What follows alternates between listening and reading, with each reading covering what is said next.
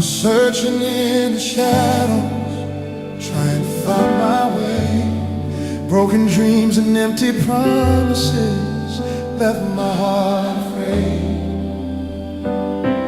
But you called me by my name through the darkest night. Now the grave that once held me is filled with your light. You took these ashes, turned them into something beautiful. You rewrote my story.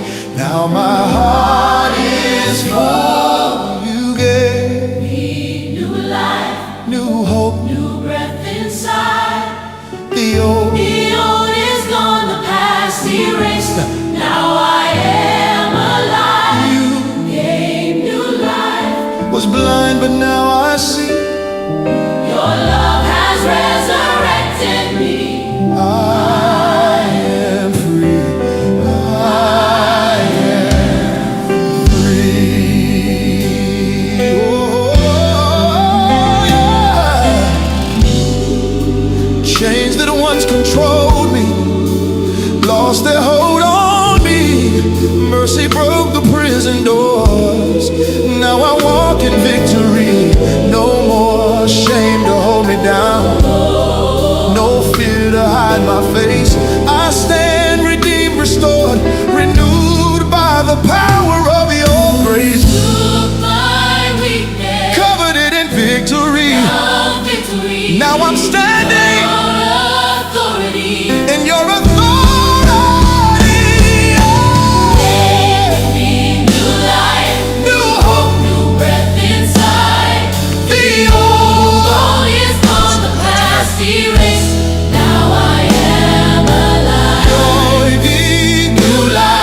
Was blind, but now I see. Your love has resurrected me. I am free. I am free.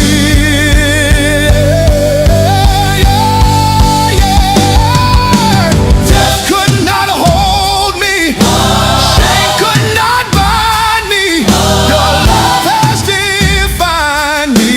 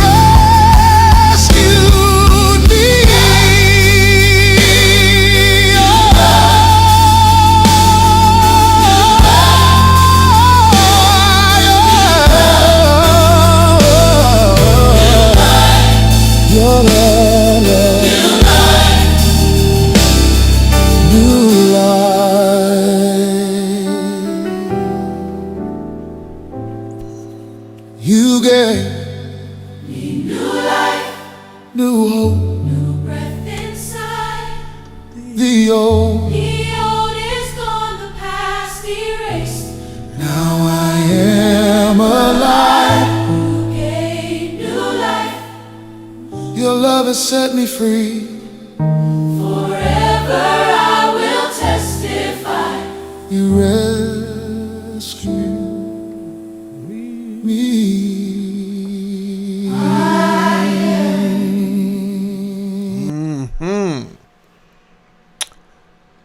Song is called New Life. It's only place you can get it is on my album. It's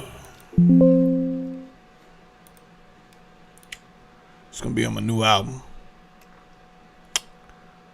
If you haven't heard, I got a new album coming out of jazz, gospel, funk. It's gonna be dope.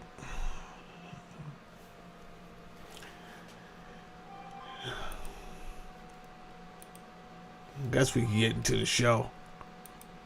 It's gonna be a fun show.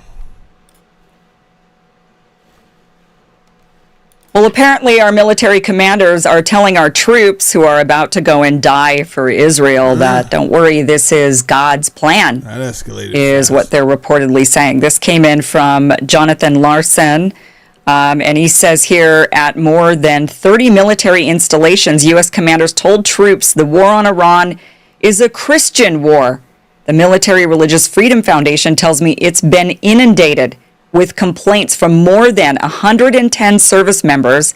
One NCO said their commander told them today that the U.S. war is to bring about Armageddon and the return of Jesus. Jesus Christ. Jesus Christ.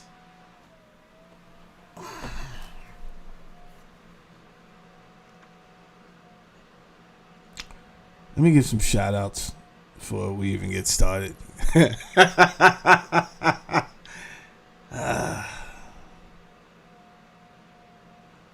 either gonna love today's show or you're gonna hate it with everything you got inside you. Peace to the gods and the earths. The original man is in the building.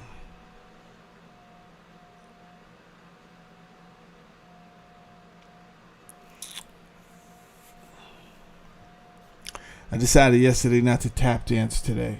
I usually tap dance. The reason I tap dance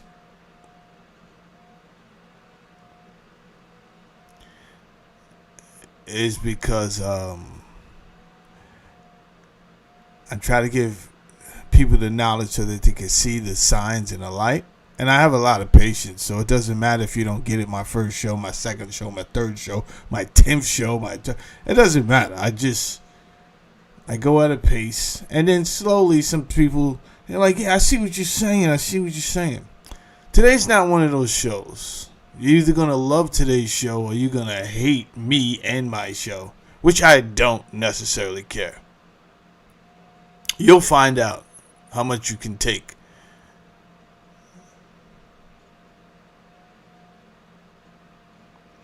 If I don't do it now, when do I do it? When do I tell you about the setup?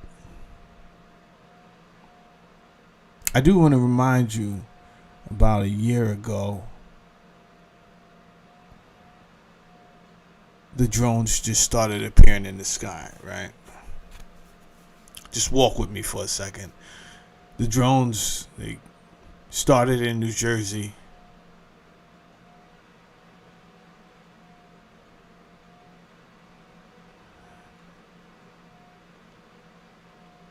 And it was actually my doctor. He's like, yo, what do you think about these drones? I'm like, what drones? He was like, dude, over my house, there's drones every, whenever it was. And I was like, really? He was like, yeah. He was like, definitely on Fridays, right? Because this is like one of the first places in America that the drones started really popping up. They started talking about it. Then it started going everywhere after this. This is like Phillipsburg, New Jersey. So he's like, yeah, you got to come over my house. So I go over his house and I'm like, he's like, yo, this is a good time. They're going to come out. And sure enough, like clockwork. He was like, yo, look, his wife came out. Yo, they're there. I was like, oh, snap. You got an infestation of drones over your house only. What are you into, bro? Why'd you call me here? The federales on you? I don't want nothing to do with you. You're hot. It seemed like they was just over his house.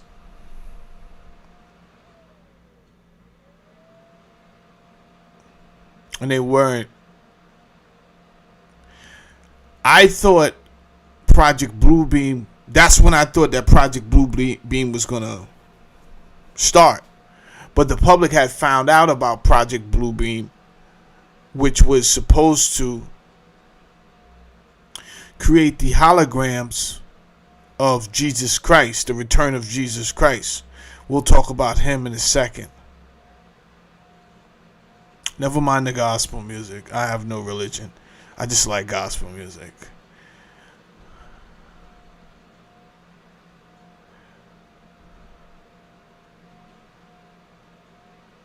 So I was sure, okay, they about to do it. But I'm like, how they going to do it now when everybody is expecting the return of... Now that you got conspiracy theorists in the chats, in the threads, talking about, here we go. So I'm like, I don't know if they're going to do it right now, because it would be so stereotypical of them to just start putting holograms in the sky. And I started to see them use certain holograms. And I think they were just testing stuff out.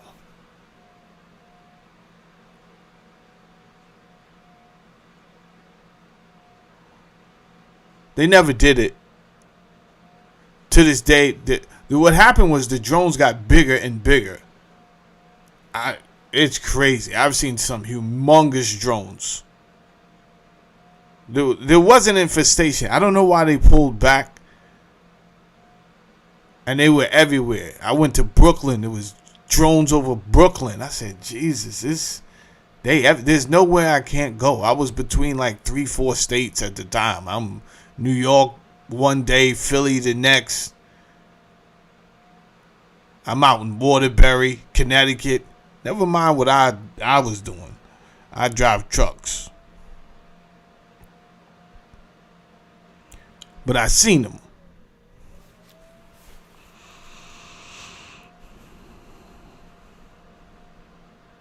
I didn't think it was a good time to do it.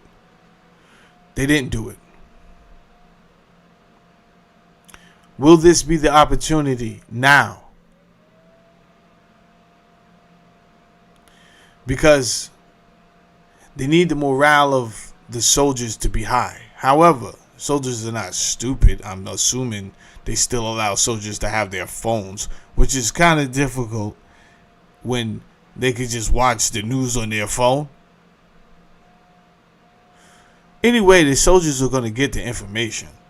And for the most part, we're going to consider these decent human beings because they did sign up and they knew it was at risk, right? They didn't want to sign up to be dummies. They didn't want to sign up to be crash dummies or just literal pawns that you could just dash away for no reason at all. I mean, let us fight for the oil reserves over here. Let us fight to defend ourselves. But the moment he changed the department to the Department of Defense to the Department of War, it was a risky time to walk into a recruiter's office and say, I'm here to sign up. It was just risky.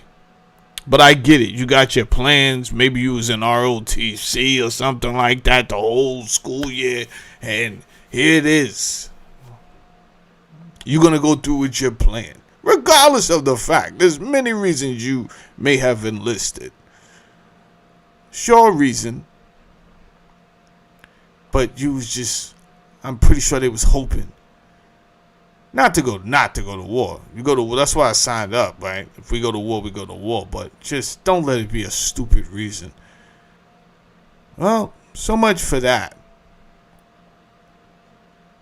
Pretty sure they heard about the girls' school that was bombed over there.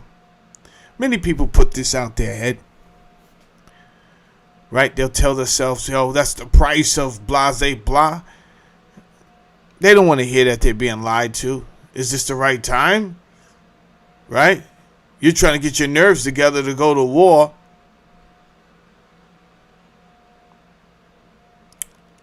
And besides, what's frustration going to do at a time like this? He literally placed camps on the outside thinking These are safe camps. Why would they be safe? Why would you think Iran would not bomb these? That's what I would do if you came and killed a bunch of kids in my community. Oh, I'm striking everything. I wish you was a little bit closer, and I'd take you out too, right? But for now, these camps will have to do, and that's what Iran did. It makes logical sense. It's not what I want. I didn't put them there. Then again, I would have never put them there. But President Trump did. I can't even say his generals, but some of them are against this totally. Whatever. Now the morale is low. And it appears that the United States may need something to boost their morale. So they're gonna do another psyop. Now let's call Jesus in on this one. They done got Jesus involved. Nah. I don't even think Jesus was built like that.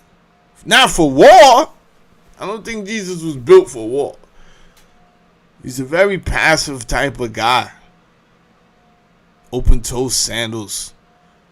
You understand? He's not really built for violence.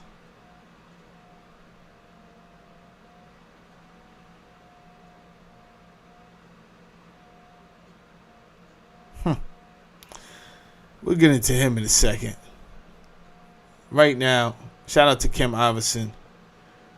Let's finish let's hear what she got to say. At more than 30 military installations, U.S. commanders told troops the war on Iran is a Christian war. This is crazy. This is nuts. A Christian war.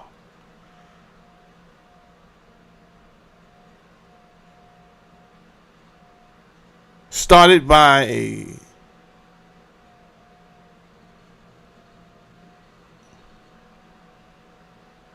the Jewish state of Israel. So it appears that religion now is the problem. We'll fix that today, I assure you. The Military Religious Freedom Foundation tells me it's been inundated with complaints from more than 110 service members. That's kind of hard, right? You don't... What? A Christian war? Have they thought this through, or was this just on some on-the-fly shit? How long did he think this through? Does he think he's the modern-day Constantine that just woke up and was like, yo, I had a dream about a cross? I think this should have been thought through a little bit more, especially for the American military. America period is filled with, what makes America is the fact that we have so many national IDs. The origins of our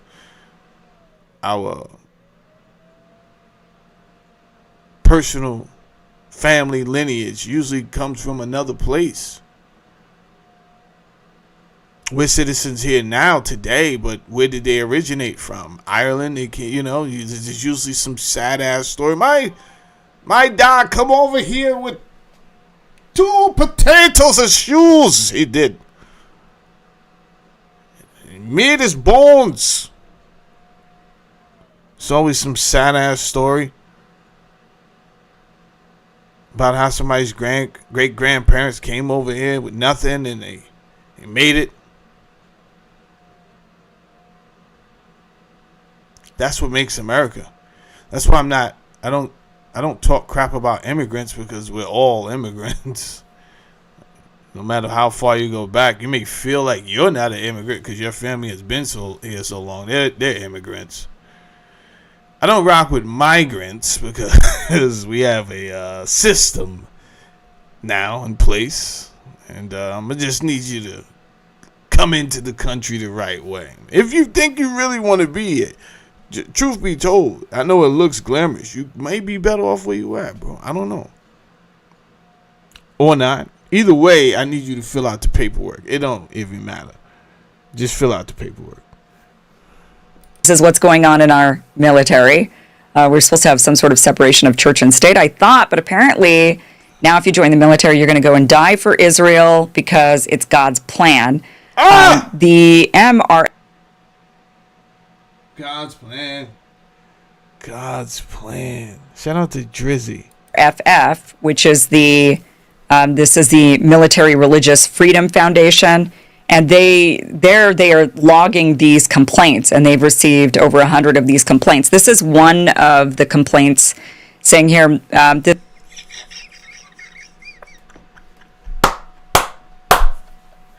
Yo, Trump is the wildest boy on the planet, bro.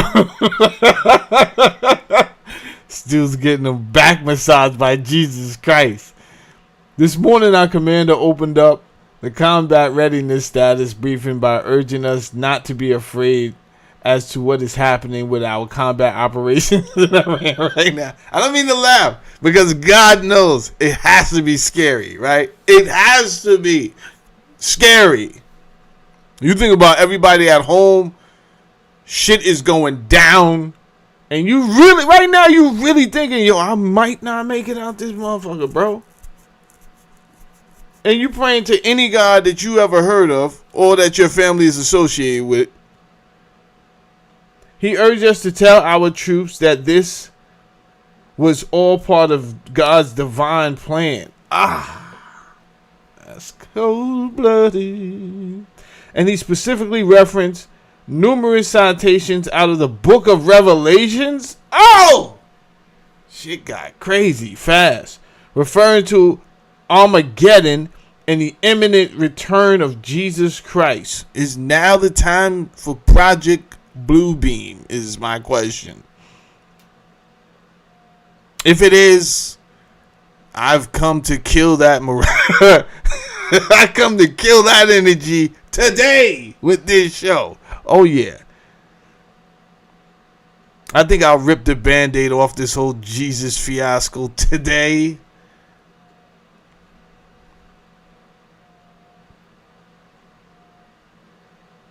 I don't think you be... I hope they don't have the Society Past, Present, and Future channel. Because they will be enlightened to your shenanistry. He said that President Trump has been anointed. What? You dare use the word anointed? He's not. I know anointed people.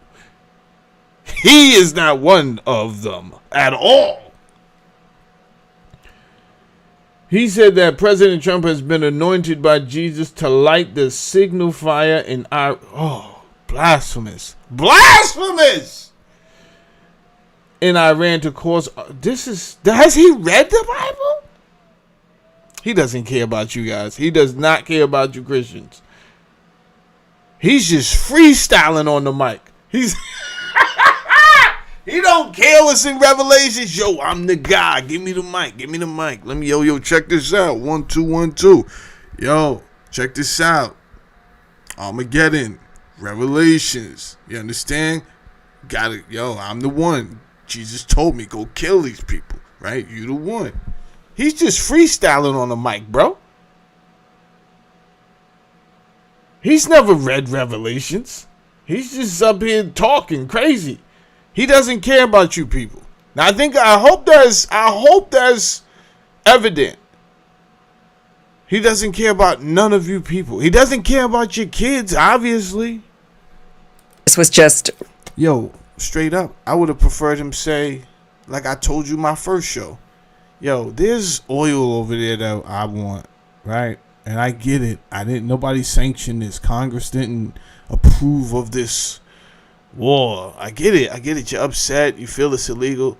I'm going to get the oil with Israel. You understand?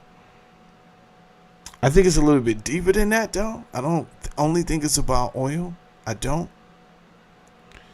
But just tell us the truth. You know? Whether it's about...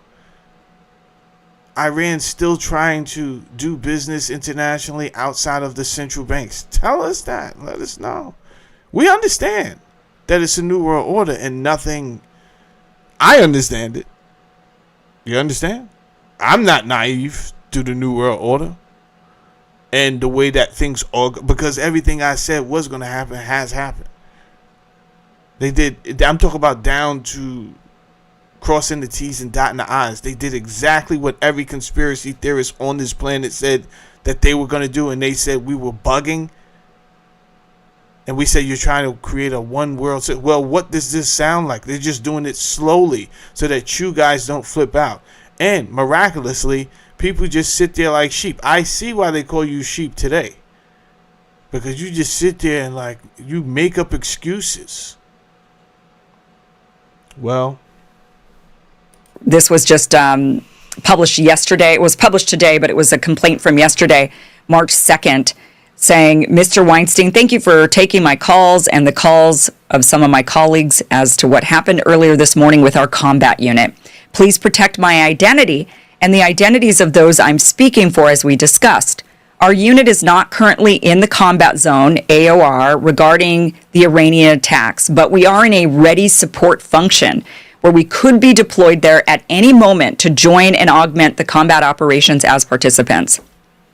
I'm A, and then it says NCO rank withheld, in our unit. This morning, our commander opened up the combat readiness status briefing by urging us to not be afraid as to what is happening with our combat operations in Iran right now. He urged us to tell our troops that this was all part of God's divine plan. And he specifically referenced numerous citations out of the book of Revelation referring to Armageddon and the imminent return of Jesus Christ. He said that President Trump has been anointed by Jesus to light the signal fire in Iran to cause Armageddon and mark his return to earth. He had a big grin on his face when he said all of this, which made his message seem... This picture is wild. This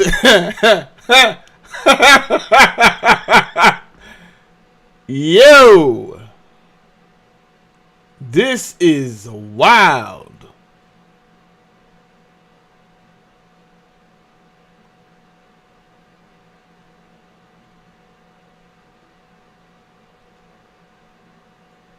What's this black guy's name here? Ben something?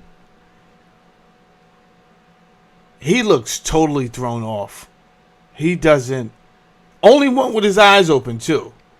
Everybody. Oh, no, this guy back here, fucking spook. This guy. Who invited the CIA to this meeting?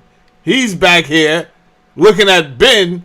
Ben is looking at Trump, totally flabbergasted. Perplexed. He doesn't know what is going on. He can't wait to get back to the limo to be like, I didn't know you believed in God.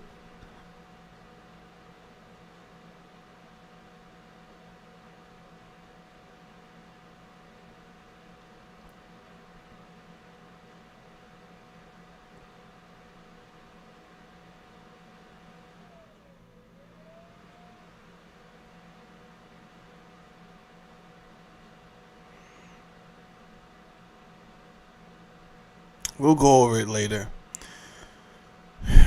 We'll go over this PSYOP. One of the strongest PSYOPs ever created.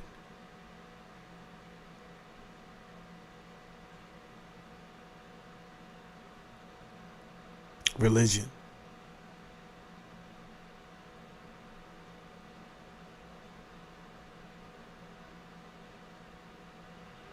In the denial of knowledge to who you really are. If we could keep you from knowing your abilities and how this functions. But I'm going to give you some game today. Whatever you do with it, you do with it. I don't care. You could trade it for trinkets. You understand? You could go buy magic beans with what I'm about to give you today. I did not give. What I suggest you do is take the words that I speak to you today seriously.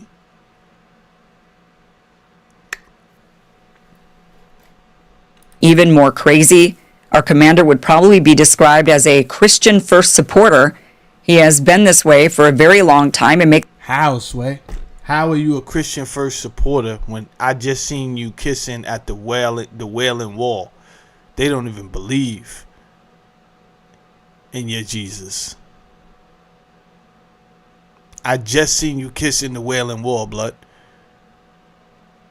You was over there with the yarmulke. You was doing it. Yo, actors, man. All of them are actors, bro. So what is it, man? Your daughter was Christian, then she married Jared, then she became a Jew. You see how fast it is? You see how fast and easy it is to become a Jew? Watch this. Boom, I'm Jewish. Ah! Fuck it, I'm not Jewish no more. I didn't like how it felt. You understand? That was how it felt. But I was Jewish for fucking 3 seconds. It is nothing become Jewish. It's nothing. His daughter's Jewish. You say his daughter's Jewish? How? Never mind how, bro.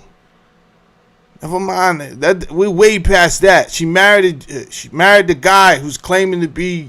You understand?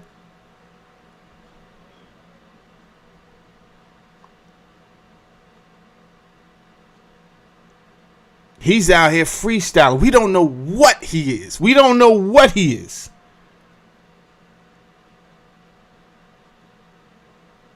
I look up, he got on all Jewish regalia. You understand? He got the whole kit. I'm like, where the fuck you get that kit from? Amazon, $9.99. Talk to me nice. You understand? That's him.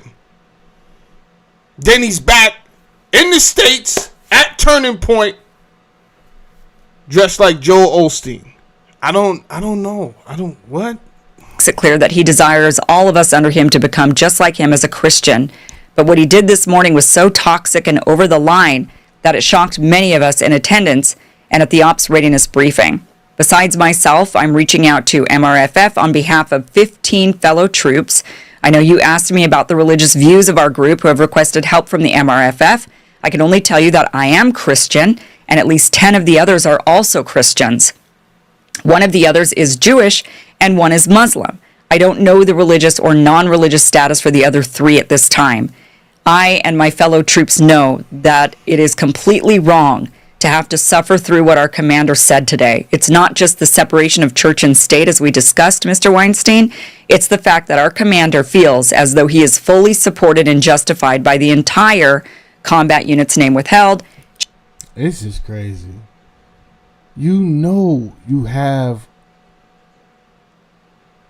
an army, a military full of diverse ideologies. You know this.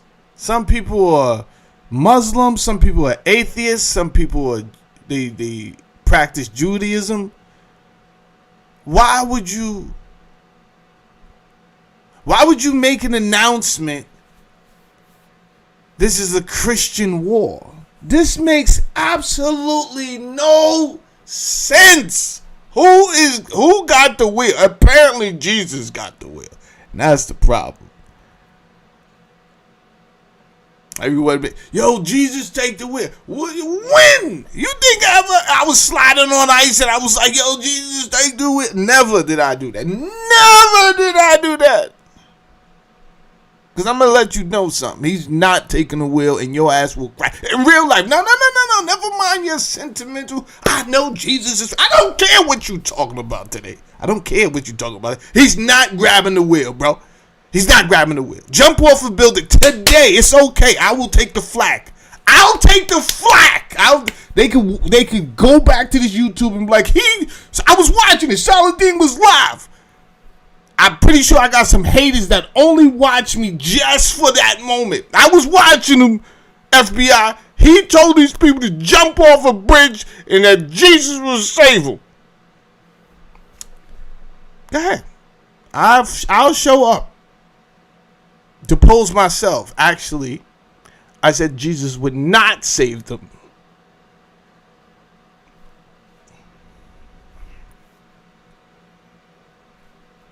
I said he would not. And he didn't. So who knows your Jesus better than me and you? Huh? Clearly he's no longer here. Listen to me. I know what I'm talking. He's not participating in none of your tomfoolery shenanigans. He's not. Chain of command to inflict his Armageddon views of our attack on Iran on those of us beneath him in the chain of command. I hope by sending this email to you that this will help expose these wrong actions which destroy morale and unit cohesion and are in violation of the oaths we swore to support the Constitution. Well, unfortunately for this service member, you go all the way up the chain, all the way up to the commander-in-chief, and they're all thinking like this. I mean, this is the narrative that has been pushed. This is a Christian war. This is Armageddon. That Trump is somehow a saint in God's plan, bringing forward the Battle of Armageddon, which will bring back Jesus Christ. And people, especially Zionist Christians, have been chomping at the bit for this. Zionist Jews have a different viewpoint altogether. They do believe that they're entitled to the land, that God gave them the land.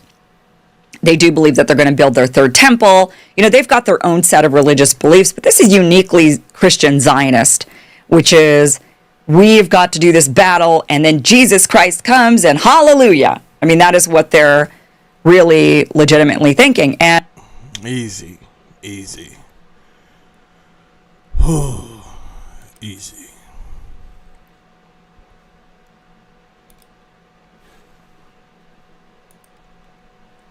It's crazy.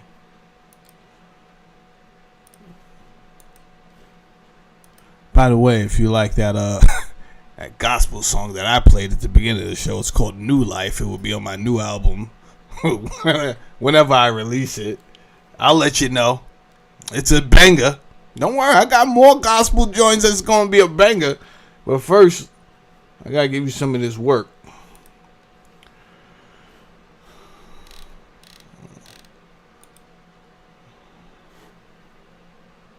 We'll get to the good stuff, but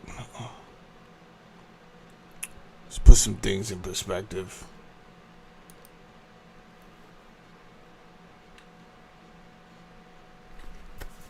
A little education today. Never hurt nobody. Ain't gonna hurt nobody. I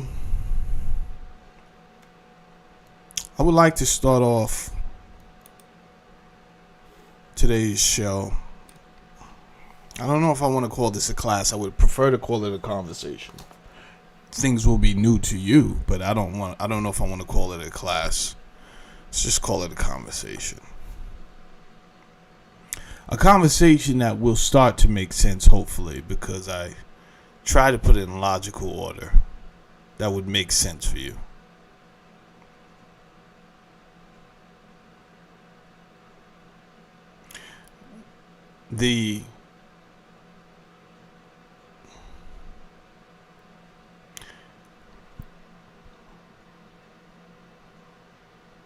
You know that your parents had relations, if we want to use that word, they had sex, and you know that whole story. You know that half of your father's DNA is in you, and then half of your mother's DNA is in you.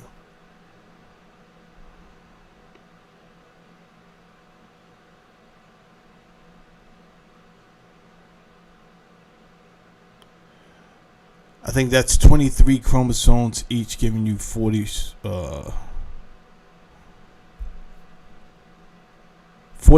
chromosomes. Yeah. 23 and 23.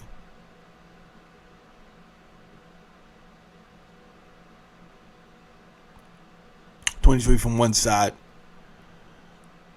23 from the other side. You are a duality. There's this carnal,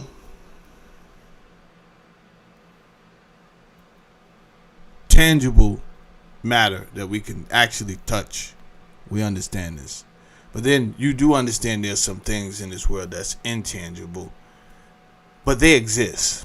Like radio waves. You understand? I don't think you're going to deny radio waves at this point. You're like, nah, radio waves definitely exist. We've figured that out. But there are some other frequencies that are tied to your existence that are intangible, but they do exist. Now, are there experts on this? Well, many people have spoken about this intangible part of our existence forever. But you don't know who to really believe, because everyone wants the mic and everyone wants to control the narrative. So it's the science department. They get the mic. They may say one thing. They have no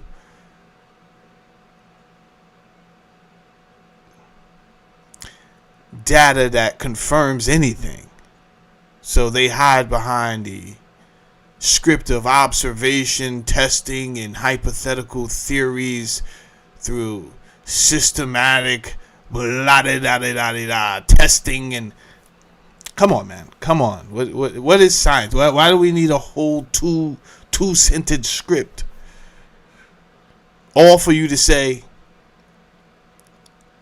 I don't really know? Because that's what you're saying to me. No, but a lot of our data, because we systematically test and we measure. Yeah. Do you know for sure or not? That's all I want to know. But our theory, do you know for sure or not? No. That's all we want to know. Because you come off really dogmatic. You come off just as dogmatic as these other religions.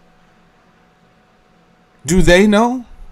Well, according to biblical, thank you. That's all I needed to know.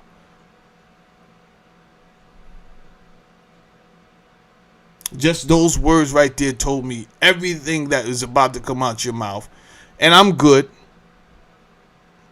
But now the stakes have risen. Right? I usually could just dance around things, but the stakes have risen. Homeboy is out here saying Jesus Christ is coming back. I need you to go to war. Which tells me, Jamel, you got to step it up this show.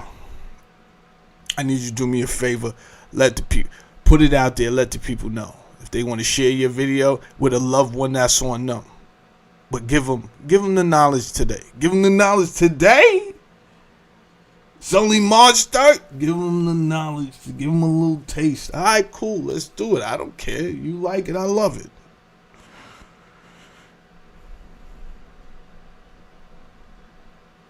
I want to start off this conversation with the suppression of the female energy.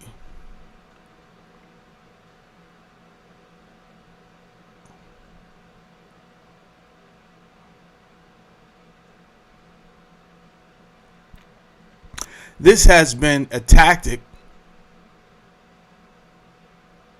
for the people in power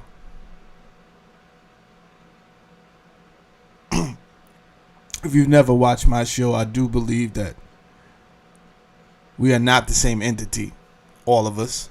There are different entities down here on this planet. Some of them, their origins are reptilian, what we would call reptilian. You don't have to agree with me right now. Just listen to me. I'm not forcing you to. I don't even care if you believe that. You'll see those signs later on throughout our conversation. Maybe you just don't see their antics and how they have projected them into the everyday culture, your annual culture. There's signs all around you. You're just either one, you didn't see them, you don't know about them.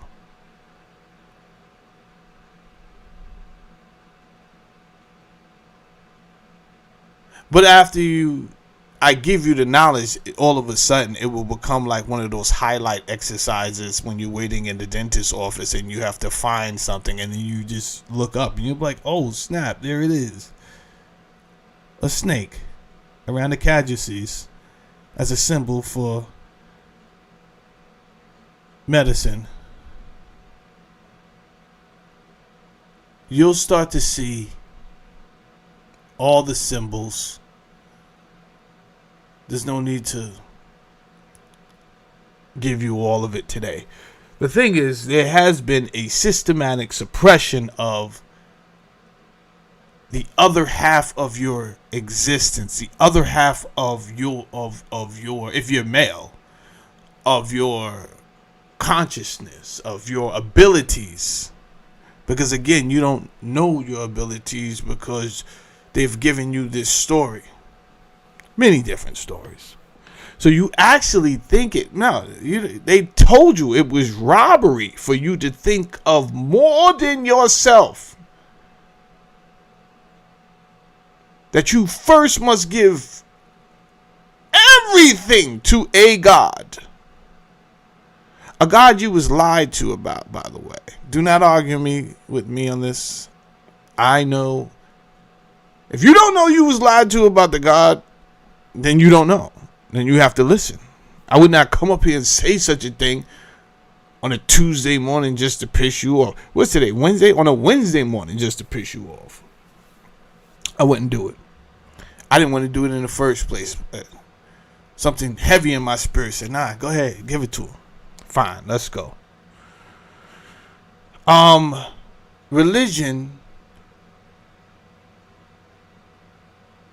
is a control mechanism.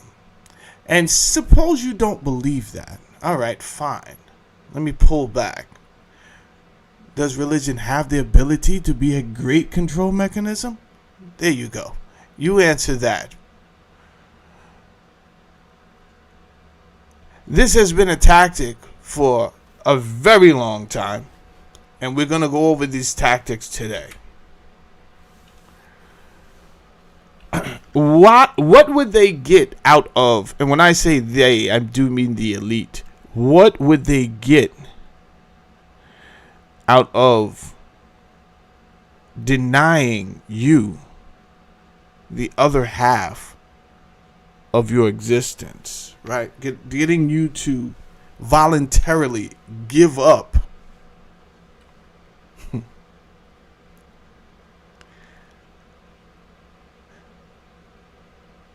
that same mechanism that you need to be 100%. Because if you're at 100%, you can do things that you didn't think you could do.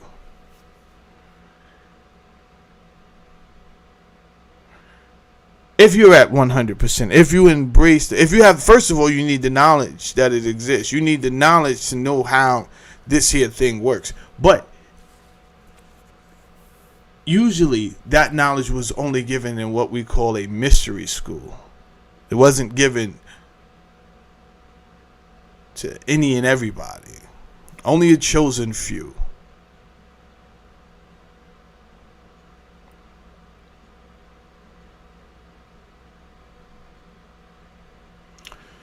The goal of emotional imbalance, one of them is to switch off the higher consciousness, suppressing female energy. Intuition is a part of female energy. Now,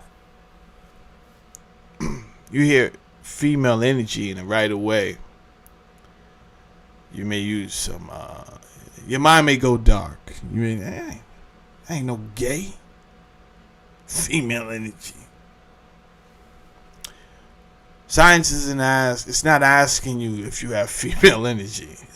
You have female energy because you're a duality. There's nothing on here that doesn't have two sides. It's two parts of it. You're duality. You are.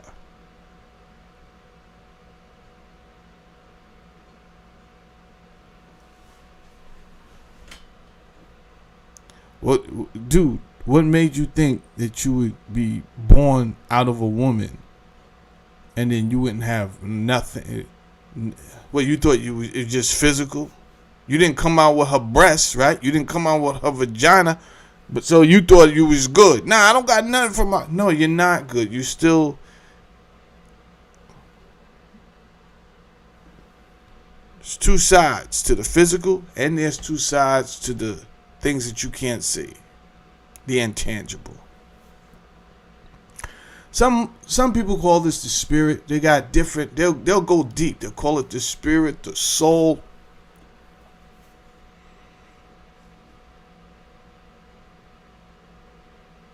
Me, without going too deep, I do believe 1 + 1 is 3. What does that even mean? That means that when you take one substance and another and you put them together, that synergy creates something new. That's the third.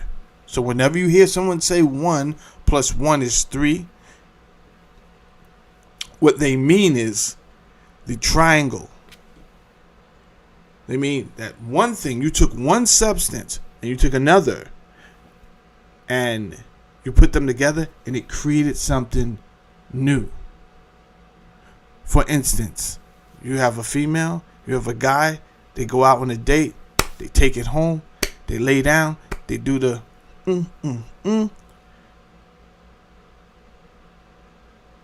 And from that act, 8, 9 months, 10 months later, a new substance is born, a new entity is born, created from the both of them. Now,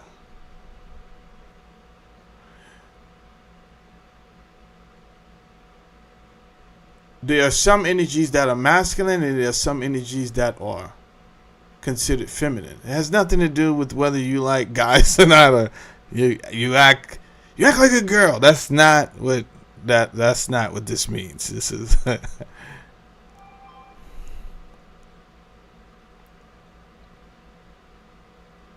But we're going to see, and you're going to see as you go over, as I'm talking, you're going to see how over thousands of years, there has been a consistent campaign to suppress female energy.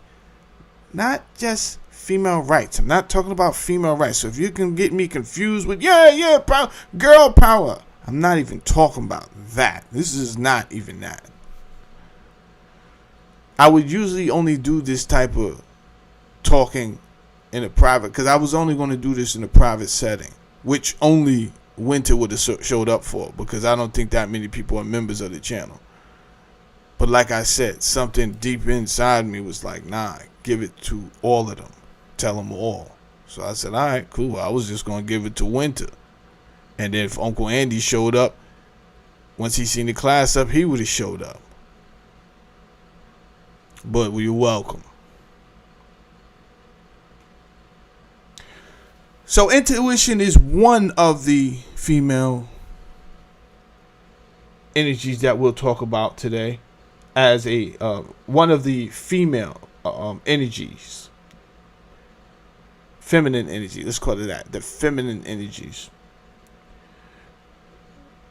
But suppressing that and intuition disconnects individuals from higher levels of multidimensional consciousness. We'll get there later. I don't want to overexert you. Domination by lower consciousness. Once the feminine is suppressed, individuals become dominated by lower consciousness, making them easier to manipulate. The macho man vibration.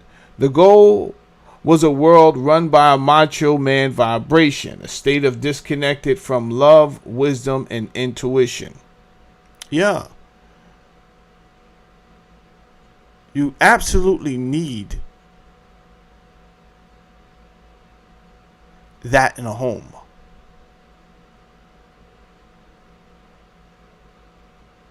We're going to see how systematically they attempted to take those energies, the love, the wisdom, the nurturement, the intuition, all of these things, they attempted to take it out of the home or break up the home completely. And if you look at it going backwards, we're going to go back. I'm going to let you know where it started, all of that. Don't worry about it. We'll go deep. I might have to turn this into a series, the truth be told.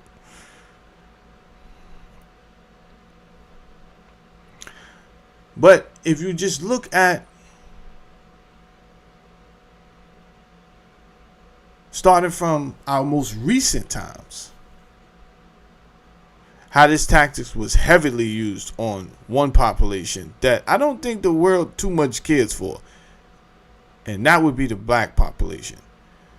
And why do I say that? I say that because I see a tactic that was used in the music. Yet the black people did not control their music. They did not control their distribution of the music. They did not control their artistry. In the end, they were told almost what to say without telling them what to say. So there was a higher incentive if you said certain things, if you did certain things, if you wore certain things. There was a higher incentive.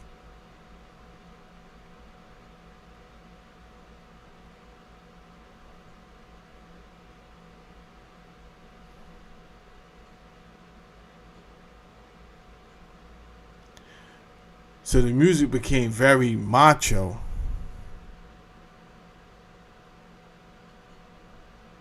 Usually on my show, I always play one song, which is the Queen Latifah, when I want to give this example. Because that song was so impactful. She asked, who you calling a bitch? At the time, Apache had came out with a song, which was, I need a gangster bitch. Again, this is messing with the energies, right? So this is throwing off the imbalance. It's about imbalance. So if you're a female, I want you to act more masculine. Suppressing your feminine side.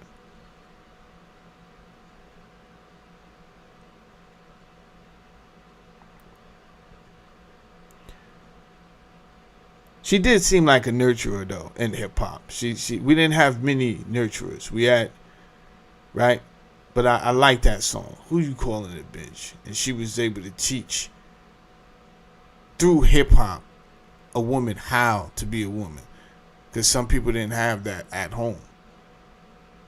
I thought that was an amazing artistry. I will never forget her for that. She don't get the accolades. And all of the other women who stood up. And shout out to Lauryn Hill. Anyway, let's continue on. Isolation from the truth. An imbalanced person is cut off from their highest expression of love. Left at the mercy of manipulated information bombarding your eyes and ears.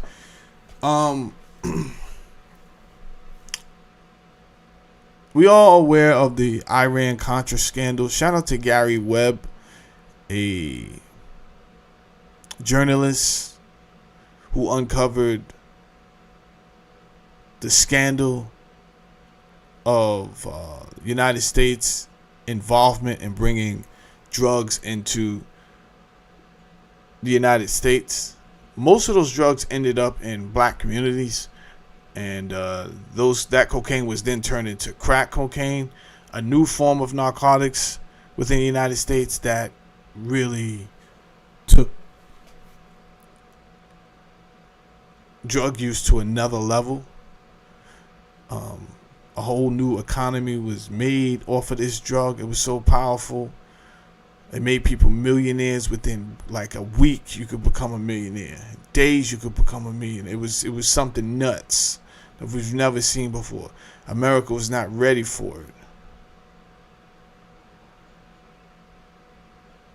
We had got some warnings from Bogota, Colombia at the time about a new substance, but they, in all actuality, they were talking about something they call basura, which was the paste of the cocaine at the bottom of the barrel of cocaine that they were smoking in Colombia at the time. And Colombia had sent a message to the United States that, you know, I don't know if you guys are dealing with the same thing, but this is what we're dealing with down here, and the people are like zombies. But in fact, we had not been dealing with it yet, but we would have. Eventually.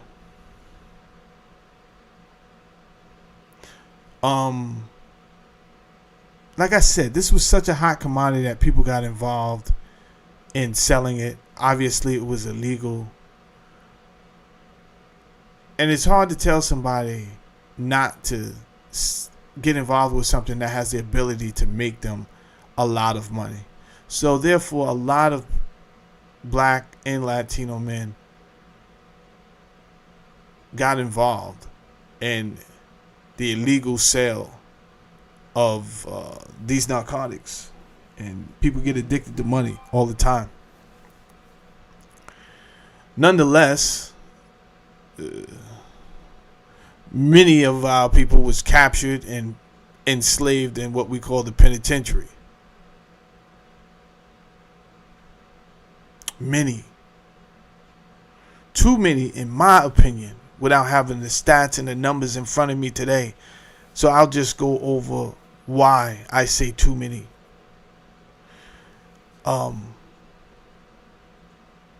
ran across a book in the 90s called The Destruction of a Black Civilization by Chancellor Williams.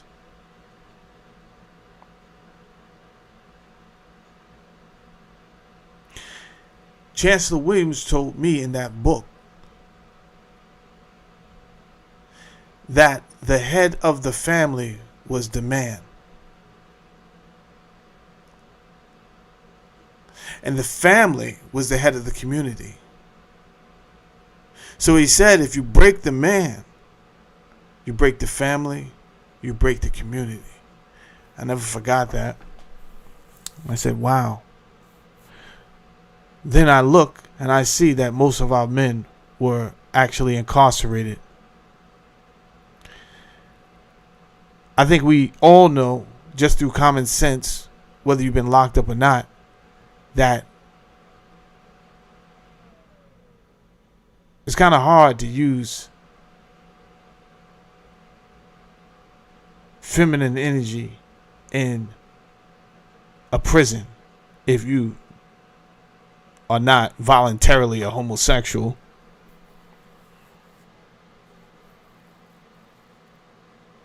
Just being honest. Right? So there's an overuse of the masculine energy. There's really never no use of the feminine energy, which you would need. But in this particular case,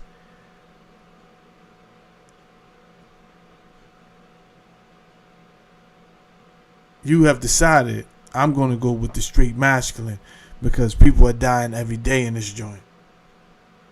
So I don't have time for love and all this other stuff. I don't have time for these. I only got time to be a warrior. That's it.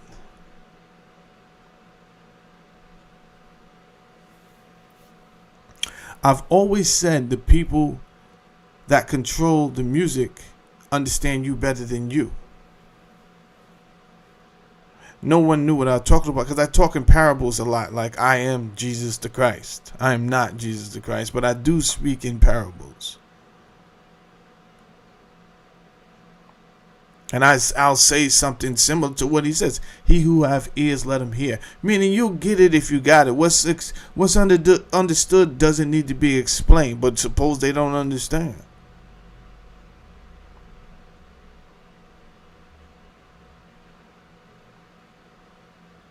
What I wanted you to do was to go find out yourself who runs the music industry and who runs Hollywood. That's when I say that and walk away.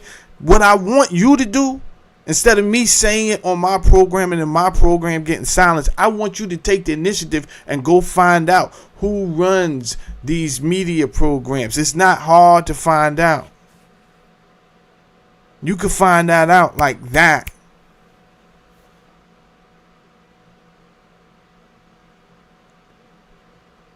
Then another angel will come to me and be like, yo, Mel, I heard what you was saying, right?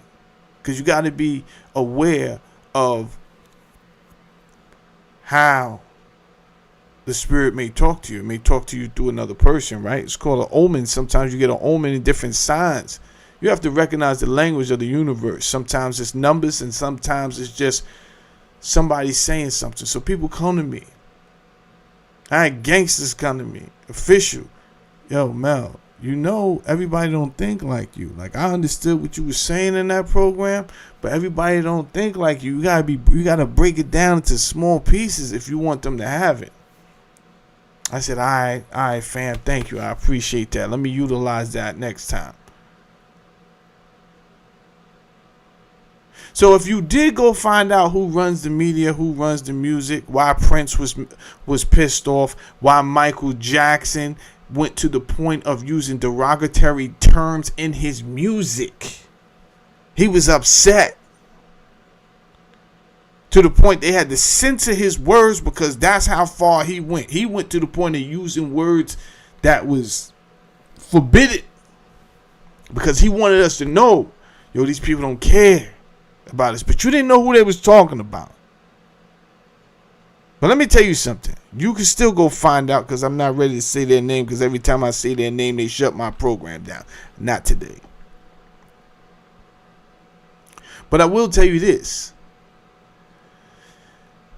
They have an understanding of different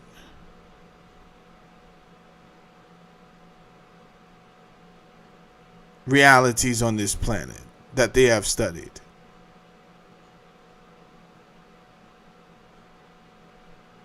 How do I know? Because I study a lot of stuff.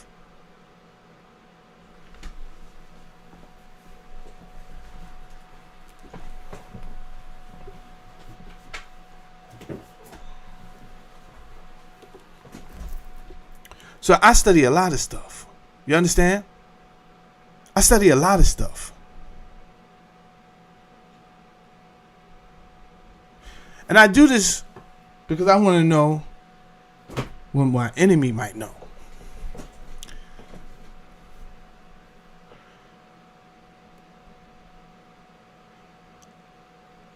So they acknowledge the intangible side to their existence. They acknowledge, you may call it the spiritual side. So let's get to the point where we're just going to, instead of me saying intangible for the rest of the show, now I will refer to the intangible side of our existence to the spiritual side, right? Because you must know something. Whether you take it scientifically and you say you consider that spiritual side a aura of energy, which it could be. You understand? There is never not a time where your body is not putting out an electrical voltage, right? Amperage. Because that is how the cells communicate, through something called the synapses. And when one electron goes into the other, it is always a spark. But this is happening millions of times in your body. So that would just naturally create a electromagnetic field, right? However, that field could vary because as a man thinketh in his heart, so is he. So we don't know if your field would be considered something called love or it would be considered something called hate, or anything in between. However, as a man thinketh in his heart, so is he. So, if you practice more things that are probably civil, loving, you're thinking on good things, then chances are we're going to put you in this category. Okay, you got like a loving aura to you. You got a loving spirit. But if I put you in an environment where you're just frustrated, your teachers didn't teach you anything, you thought they were doing you a favor by passing you. It was only a setup, right? If a teacher knows you can't read in first grade, but they pass you and pass you and pass you, nobody helped you out. That wasn't a flex. That wasn't looking out for you. They knew you were going to fail. Now you're in 7th grade and can't read. How long we going to go with this? Well, until you either drop out or you have just expired out of school. But it's all mathematics. So they do know you're not going to go that far in the civil world, in the legal civil world, without knowing how to read or talk. You're just not going to be able to do it that easy. You're going to get involved. And when you do get involved, we got you.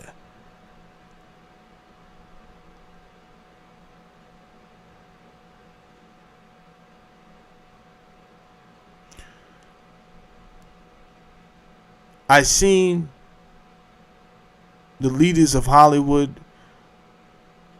I've heard about a story where we've all heard that one story that they came into the record labels and they told all these people that they're going in. The black suits came into the record label. It could be conspiracy theory. I don't think it is. I believe the story. But however, we heard the story of the black suits coming into the record labels and saying, yo, we're going in another direction with music. Whether it happened or not, it doesn't matter, because that's exactly what happened. We stopped seeing the Public Enemies and the Chuck D's and the Chubb Rocks and the innocent music of Kwame and the Brand Nubians. And we stopped seeing, the black community stopped seeing all of that. And it's not that they stopped rapping. The Pete Rocks, the CL Smooths, it's not like they stopped rapping. They didn't stop rapping. A new agenda had come into play. Something else was being sponsored.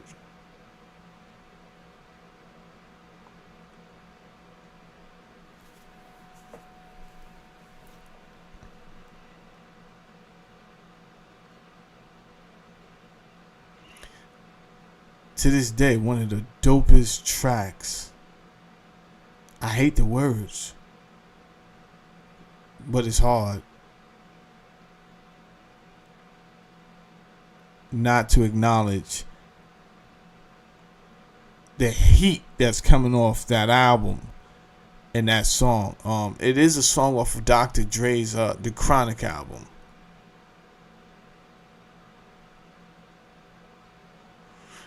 Yes, that's the song. Bitches ain't shit but hoes and tricks. Whoa! I wish the beat was whack. You understand? I wish it was. I wish that was a whack song. But let me tell you something. That shit is fire. And it is one of the most damaging songs, because I understand now, not when I got the song. That was 1992. I was in the 8th grade going to 9th grade when I got that song. I was in 8th grade. I remember because I was on a field trip. And everybody had their CDs. And I had just got the CD after arguing with my mother. She didn't want to get me the CD because it had weed on the cover. She said, I don't know about this. And I'm like, I need this joint. Everybody going to have it on the bus. And everybody did. And damn, that beat was smoking to this day. But later on in life, I would come to understand that everything vibrates. And your words, they do manifest. This music was written by and produced by the melanated people. The demographic audience, the target demographic audience are the melanated people. Any peripheral people you want to get involved, hey, that's on you. We're not going to let you know. This is a psyop. If you want to get involved in these people's music, that's what you get. That's what you get, right? Stay over there. This is a psyop mission. So now what do we have? We have over 1 million black men chanting in a ritual format, because we don't know word magic. No, we don't know it exists. The people who distribute your music, they know it exists. Word magic. You don't know it exists. My people perish for lack of knowledge. You don't know it exists.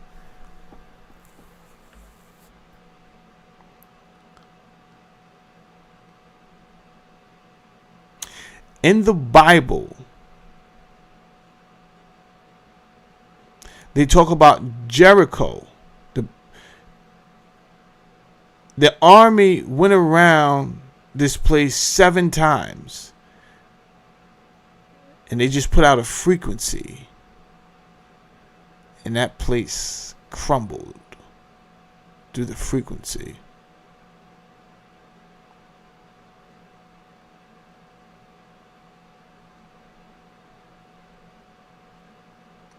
When you have 1 million plus saying bitches ain't shit but holes and tricks, I am not asking you today if that would affect your community. I don't need to ask you anything. I'm telling you it's going to affect your community. And not in a good way. How could it affect it in a good way when, let's take God out of it for a second. Let's take out whoever you believe in for a second. Because whenever you consummate, whenever you do your thing, you never, oh God, is it okay if I get a little nookie? I don't know. Nobody does this. You're just going for yours. So since we don't involve him in the act, let's take him out of all of that.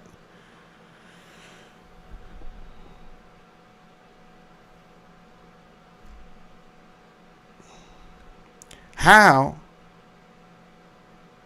if in natural science,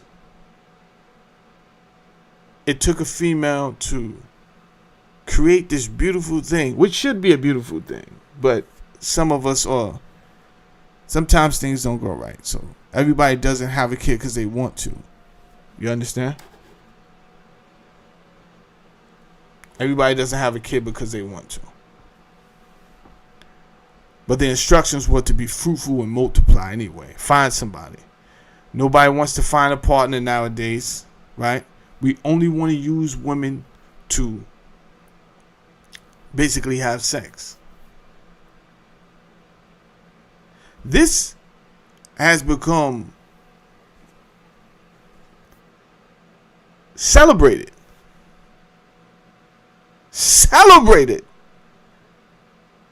The other half of our existence being suppressed has become celebrated. Different ways. People think they pimps.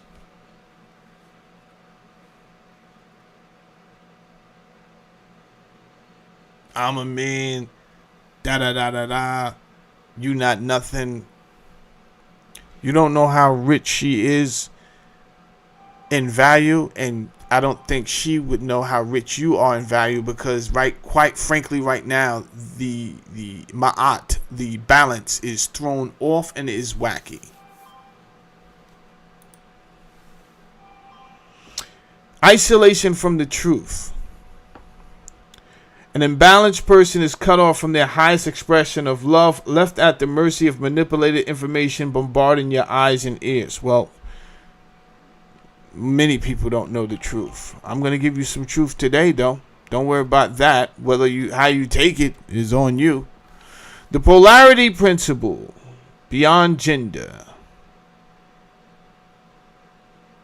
Female energy refers to receptive frequency, vital for spiritual balance. This is not gendered behavior or sexual orientation. Like a battery's positive and negative poles, both masculine and feminine energies are essential for a current to flow and consciousness to thrive. So, you may have heard that men are hunter-gatherers. They go out, okay, this would be your outgoing and active energy. Right? Just like the organs on a male, his penis gets erect and is doing, it's doing the activity. The female energy is incoming and receptive, as symbolized as her vagina to receive, like a cup.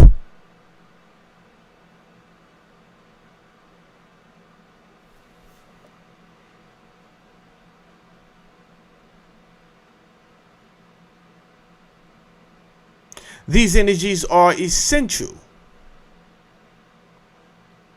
What these people or entities know, who I definitely believe to be reptilian humanoids,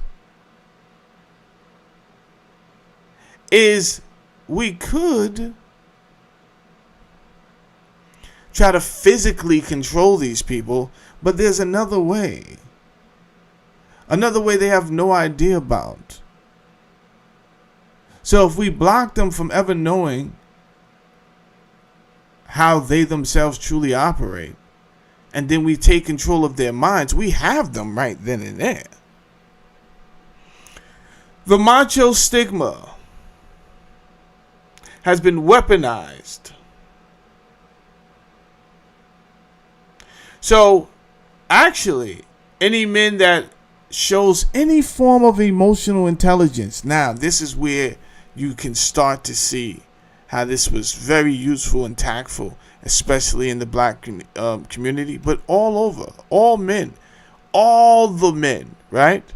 If you show any signs of emotion, you're a sissy. You're a queer.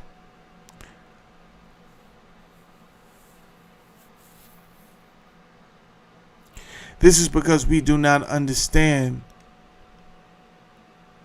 the nature of our existence.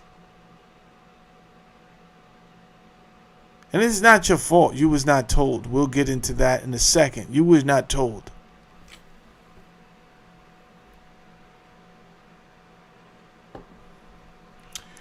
Spiritual blindness. This suppression creates spiritually blind individuals. Physically strong, but lacking the inner wisdom to discern truth by manipulation, perpetuating a state of toxic masculinity instead of divine masculinity. My daughter asked me the other day, she wanted to know like when I started meditating. So I told her like nine years old. She said, that long? You was meditating at 9? I said, yeah, probably before. She said, why? I said, there was something, I used to have these memories that I never did. Like I never did them in this life, but I had those memories all the time. So it told me that this might be remnant memories from a former life. This is like when I'm 8, 9, swear to God. I think I was still doing things from a former life. I started working out very early. Used to wake up every Saturday, work out, had a whole workout routine.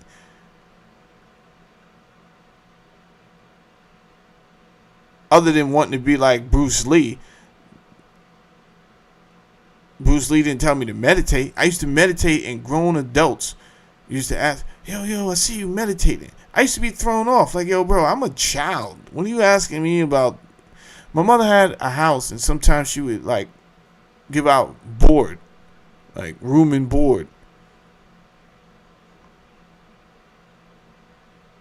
So all you had to do was go to your room, come down, get out the house. That's it. Get out of here. I would take the living room. You understand? Especially Saturdays mornings, cartoons is coming on all day. You know where we at, right? Saturday and Sundays had the same feel. Saturday, you wake up, you clean, you knock that out. And then you could sit in front of that TV for the rest of the day. And usually I did, because the cartoons was on early. When the cartoons went off, Kung Fu came on.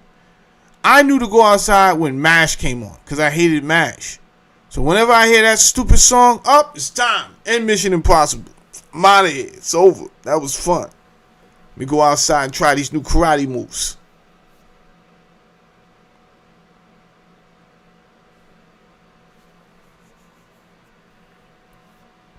So I have been, I told her, she said, how do I do that? And I told her, you have to be aware of what comes into your consciousness. You don't have to. I said, look, when your mommy gets into the car, she turns the radio right on, right? I said, do I do that? No. There's a reason I don't do that. What am I? I'm not even listening to this. That means it's extra noise. So I've learned to protect my consciousness.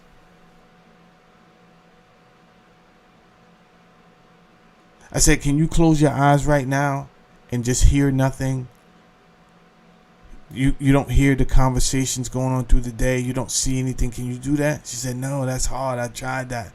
I said, yeah. I said, you can do it if you work on it. All you have to do is keep on working on it. But you have to first not let in so much stuff, because that it's all energy. It's all information, right? So you got all this information in your head. You have to control your thoughts. That'll be a big part of your journey. That'll be a big part of your journey. So she's working on that.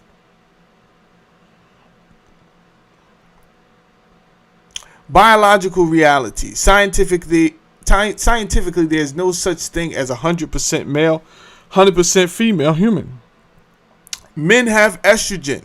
Women have testosterone. If a man had zero estrogen, his bones would shatter and he couldn't regulate his emotions. If a woman had zero testosterone, she would have no drive or muscle mass. Hello.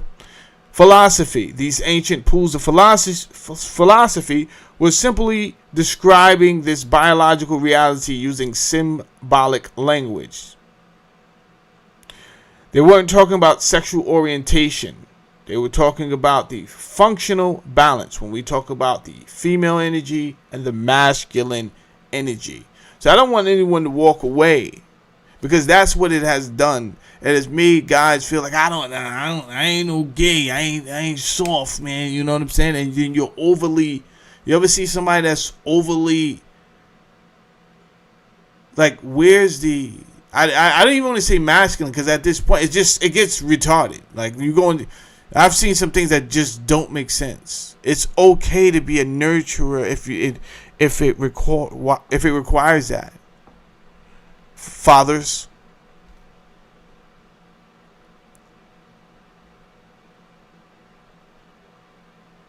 But then again, you would have to understand how the human being is created and existed, and the anatomy works, and all these other things. But you're not 100% just masculine energy, bro. You're not 100% testosterone.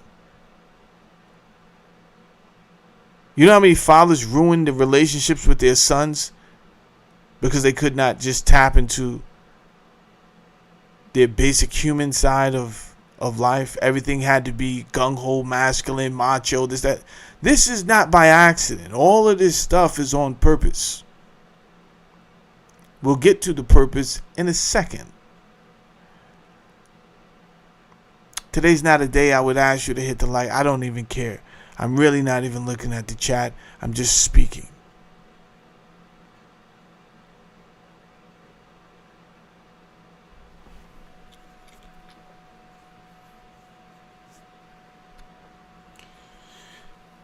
If you tell a man that intuition, sensitivity, and emotional intelligence are gay or feminine, that man will voluntarily shut those parts himself down to avoid social shame. That has happened for quite some time.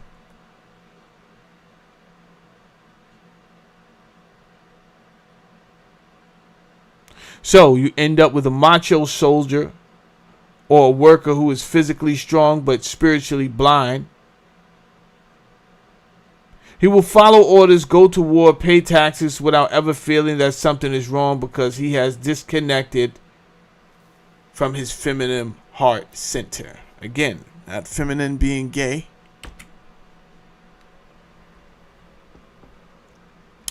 Feminine pillars under attack. Suppress qualities. The targeted feminine qualities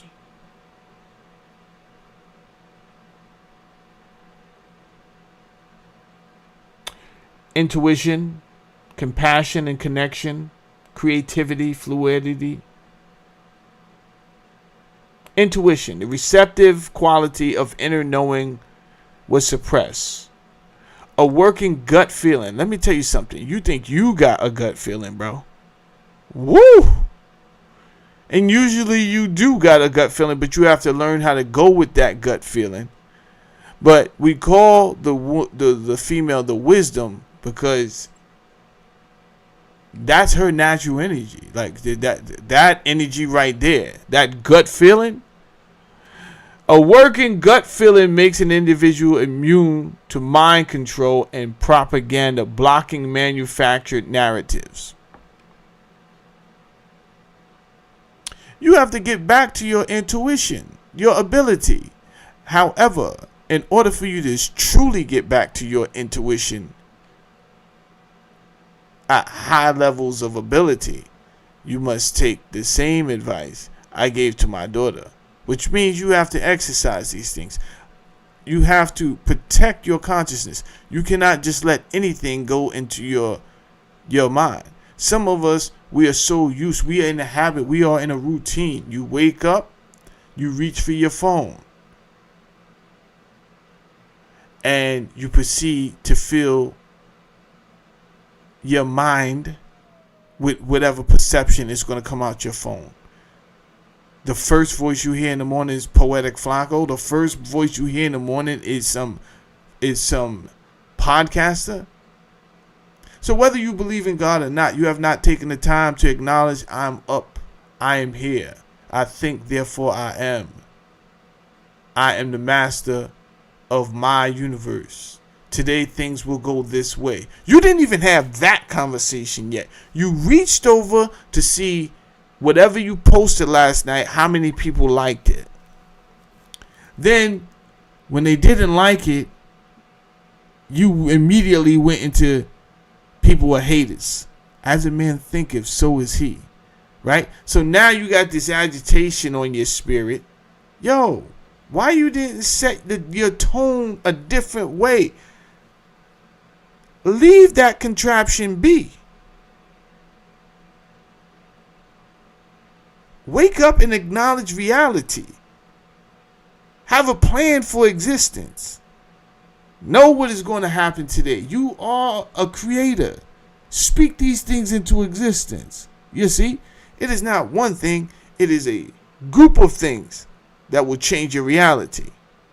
It's kind of like when they only gave you the book, The Secret, and then you didn't know there was other universal laws. So the part they told you was the part of law of attraction. They didn't even tell you about the 11 other universal laws there are.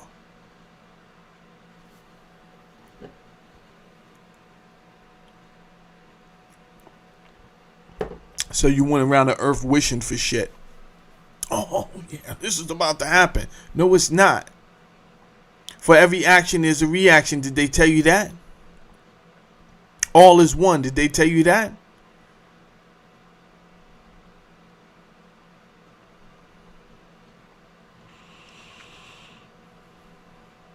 Compassion and connection, the heart's bond.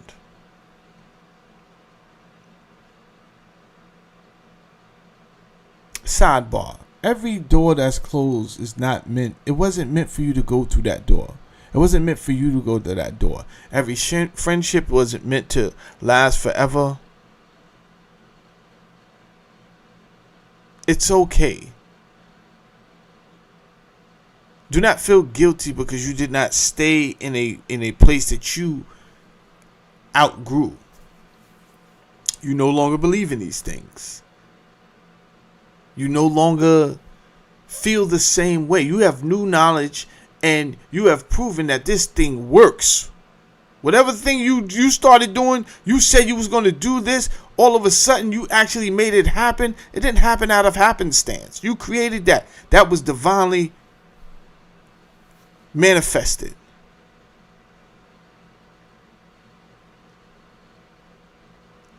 But you gave up the power to some other God instead of acknowledging that you made that happen.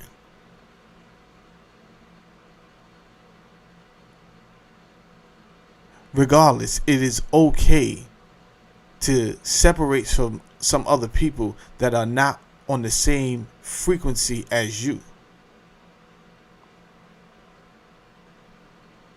It's amazing because I watch how violent our music got because it was incentivized for our artists to be more macho, to be more violent. And it was leading them back to another place that where they can only be violent and more macho, which was prison. So they never had the time. They never had any time to just let the feminine energy inside of them be exercised. No, it was always imbalanced. Then they come back out in the street and then they incorporate that into the music. And now they have incorporated it into the YouTube, into the social media, into the TikTok, into the Instagram.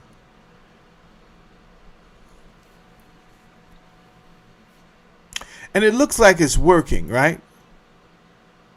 It looks like it's working. When they get up there, they say vile things towards somebody else that seems like more macho. People are entertained. But for every action, there is a reaction. This is the law of the universe. People have gotten upset because they felt like I needed to be more angry at times. I should put in more of an effort to be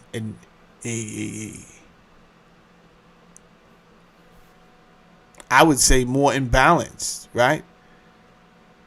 So when you're around individuals that do not have the understanding you have, why do you need to be around them? Because it's going to make everyone awkward. It's going to make everything awkward. They don't understand why you're not triggered so fast. They don't understand why you just don't impulsively act and why you're not as angry as them all the time.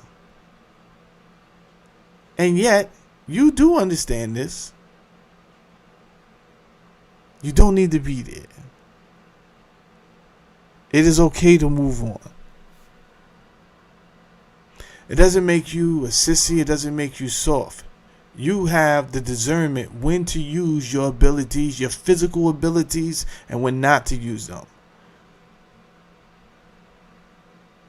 This will save your life. One time, man came up talking crazy to me. In the back of my car, I had my daughter, white man, pulled up on the side of me. I did not do anything to this man. You know what I did? I went around him because he was driving slow. It was a Sunday. I went around him. I didn't go around him cursing him. I didn't go around him theatrically. I just went around him because he was going too slow. Once I went around him, he was offended. He thought I did something to him. He pulls up on the side of my car and he calls me a nigger. ER, not GA. I laugh.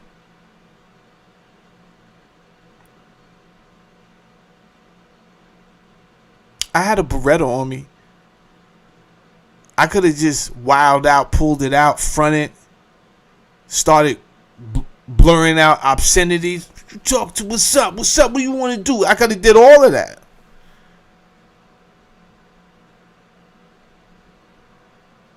I just laughed. I said, so what am I supposed to do with that? He got more upset and then drove off. Go ahead, devil. You understand?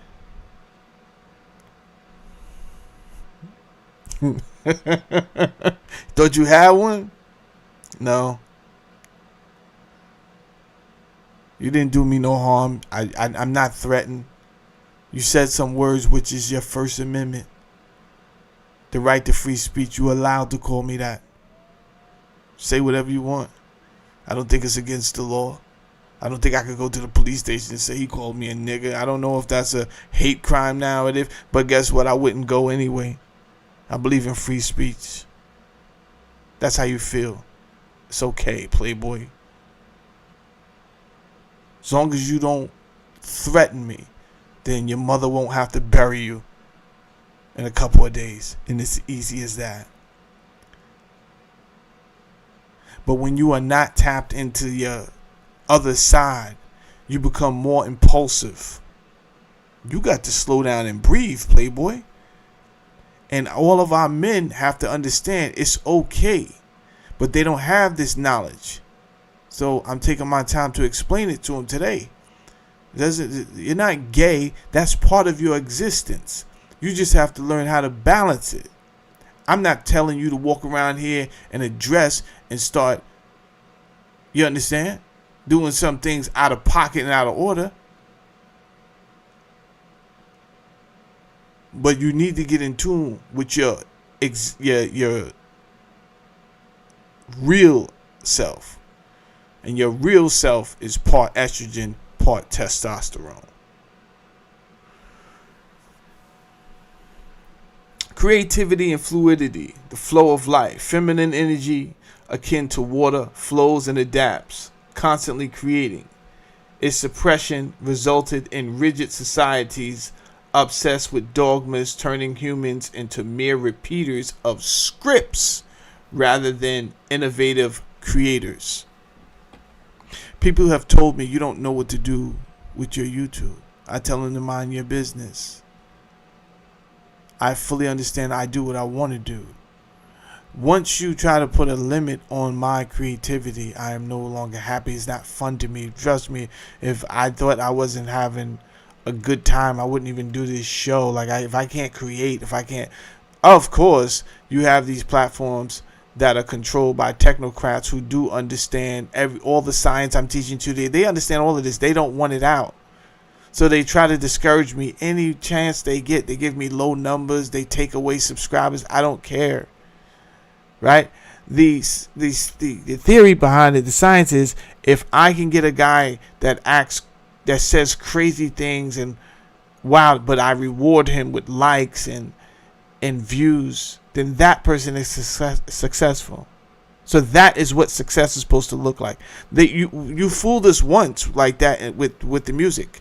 You told us that if we kept on operating like a Neanderthal, and if we kept on putting on this character like the gangster that you said this was a gangster, so we all went out and we started acting like gangsters, and then we ended up in jail or dead. And you had insurance money out on the artists, and then when they died, you got paid either way, while the families had to put up GoFundMes.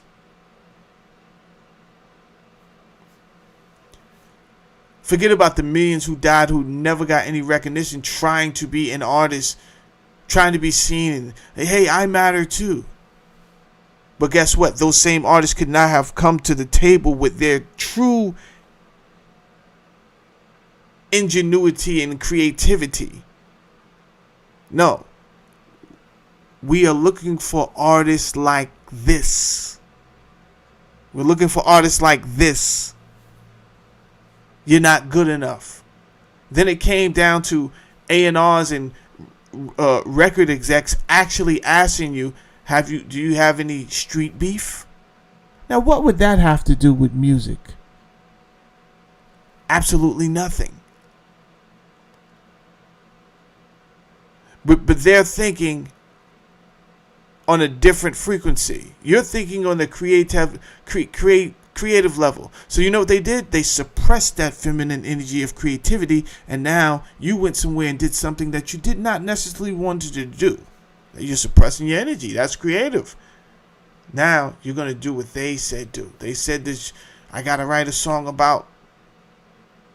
Now he's somewhere saying, now I never told him that I wanted him to write a song. Yeah, in all fairness, you never did tell him to write a song about that. But you also told him what type of artist you was looking for and the type of artist that being signed. And it's no different right now on the YouTube for the black community. Many of the people that are getting accolades are just impulsive.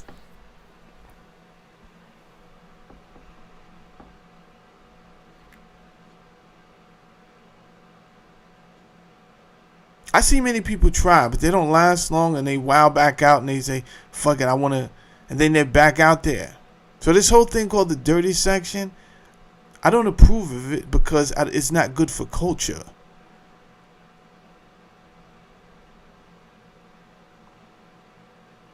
I understand I'm very good at what I do, and there's not one person in that dirty section that could really rock with me if I wanted to do that. Not one. They can't last. They're not smart enough. None of them. Not a one. They're not funny enough. Not one of them. Not a one. But that is a difficult frequency for me to keep up all day long. For who? For likes? For subscribers? That is dangerous.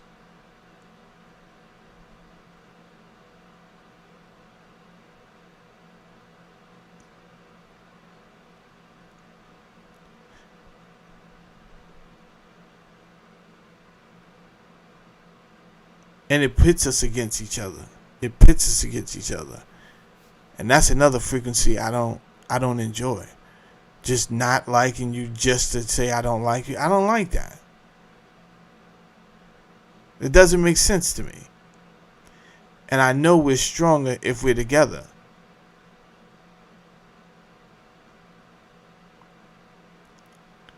But those people, they win again. And they will win again. Let's keep on going.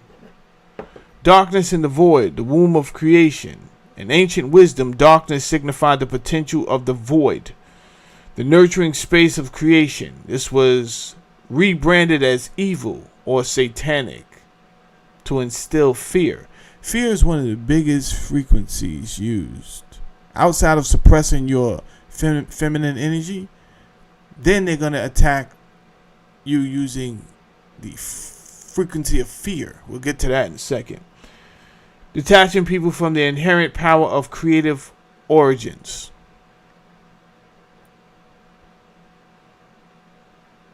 Populations lose the ability to grasp symbols, metaphors, and spiritual truths, perceiving only the physical world through their five senses. Yeah.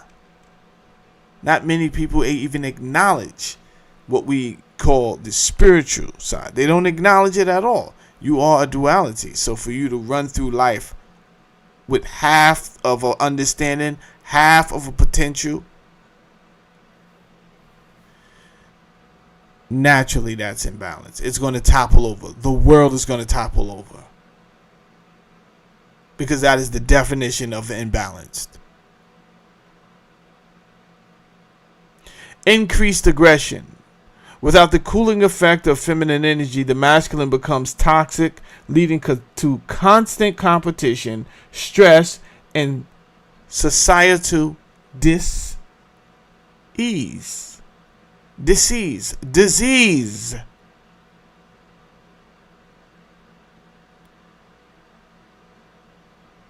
Disconnected from the parasympathetic nervous system, rest and digest function, society remains in a perpetual state of fight or flight, preventing true healing and balancing.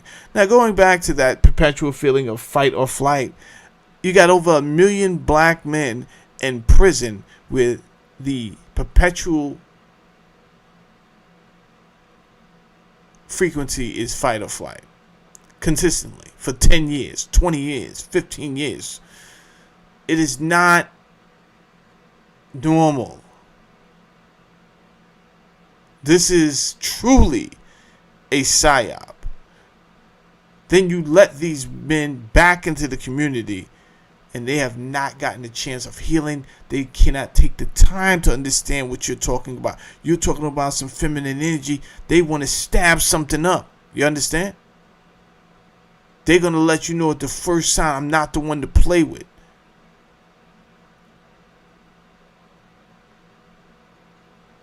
But don't take my word for it. Look at the communities. They are totally imbalanced. My people perish for lack of knowledge.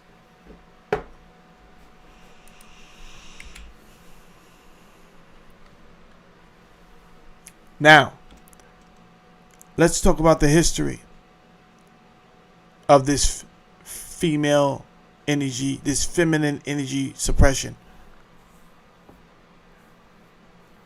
We see what happened in the year 2026 of your Lord.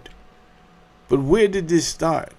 Did this just start happening? Did this happen 100 years ago? 200 years ago? In the 1800s? No. We got to go way back. So now I will explain some things to you that you're not going to like.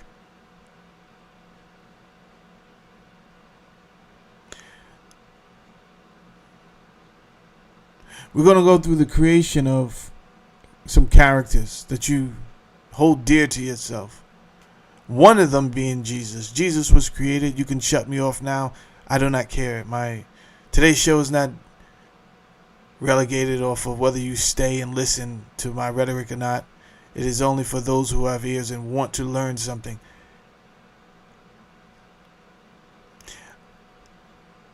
If you do not hear what I'm saying, they're going to continue to use you. Simple and plain.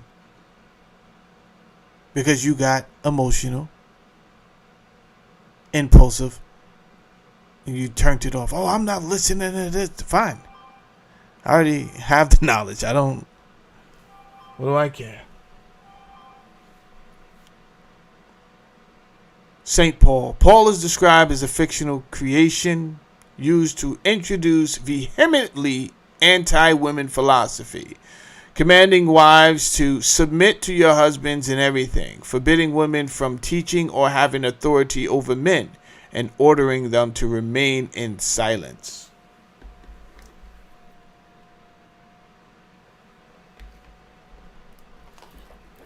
There's a whole nother galactic history that I've been wanting to give to you that I never told you, where the woman actually dominated everything. But I have not spoken on that yet, and I won't right now. Because everything in small increments, right? Decency and order. I cannot jump there. It would seem all out of place. Just because I don't speak on something doesn't mean I don't know about it. It's just not the time. Who am I talking to? Who is my audience? My audience is having a hard time dealing with the fact that they've been lied to about their religion. You think they're ready for galactic history? They're not. They barely could deal with what you're giving them in front of them.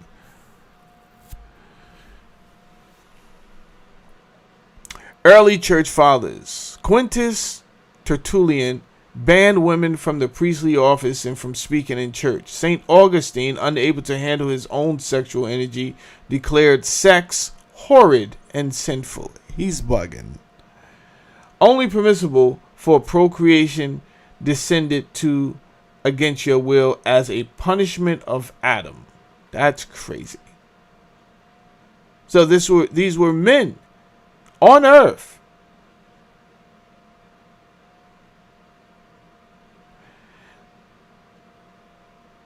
He said the sex is only permissible for procreation. Even if I understood that, the second part is wild. Against your will as a punishment of Adam? Jesus. This led Pope Gregory VII to impose celibacy on priests in 1007-4. Linked to centuries of child abuse by sexually frustrated and messed up churchmen.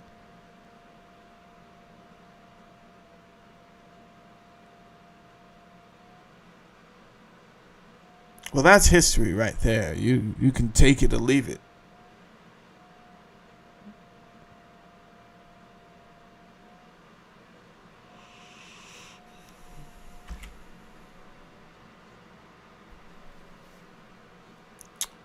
We all have heard of Peter.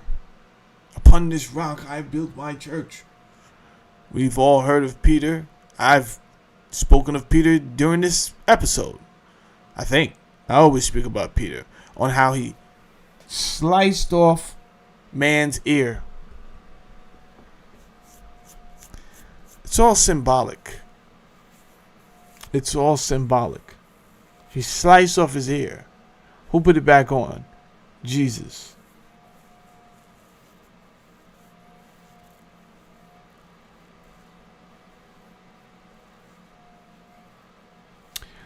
Let's talk about Peter. Originally pronounced Peta. The term Peta was originally a rank within ancient mystery schools designating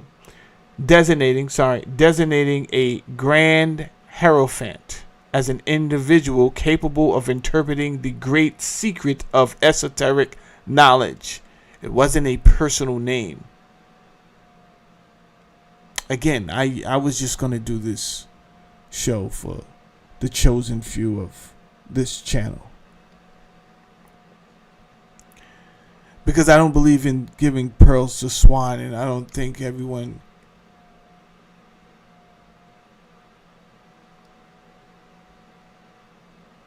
should even have access to my information. But at this grand time, it would do better if more people understood the history and how they was hoodwinked. And whoever's going to be enlightened and wake it up, they will. The church's foundation. By attributing the words, "Upon this rock I will build my church," to Jesus, they established their own interpretations as the sole unshakable foundation of the Christian institution, asserting control over its core tenets. We'll get to the Piso family in a second. I'm going to tell you about the Piso family.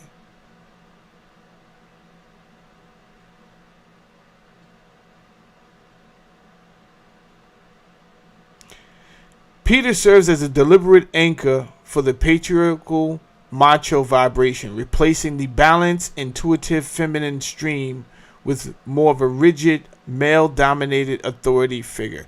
So, in all actuality, it is religion first that we first see, and specifically Christianity, because Christianity comes before Islam. We do know that in Islam, I do believe that women are also suppressed. Their energy is also suppressed.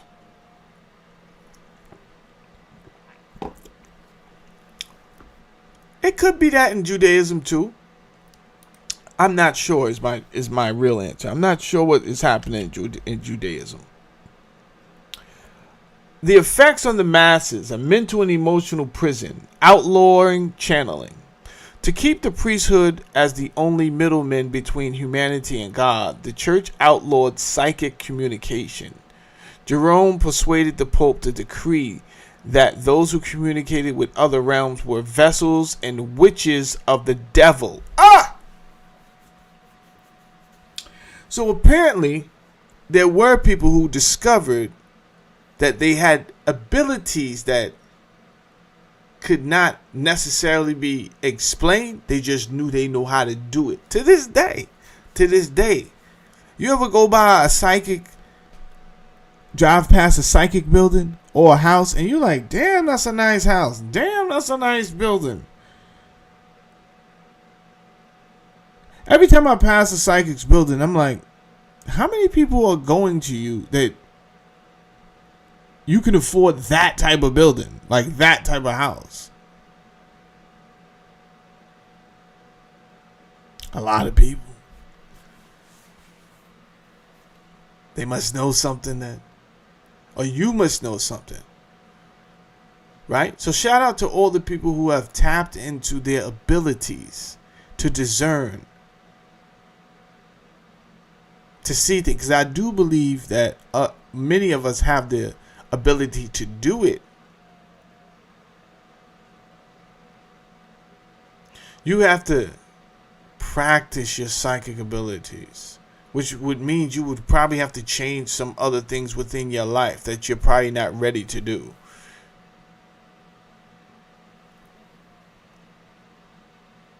The persecution of witches. This led to nearly 2,000 years of horrific suppression, torture, and execution of thousands of witches. This really happened, by the way. I wish I was telling you something that was not true.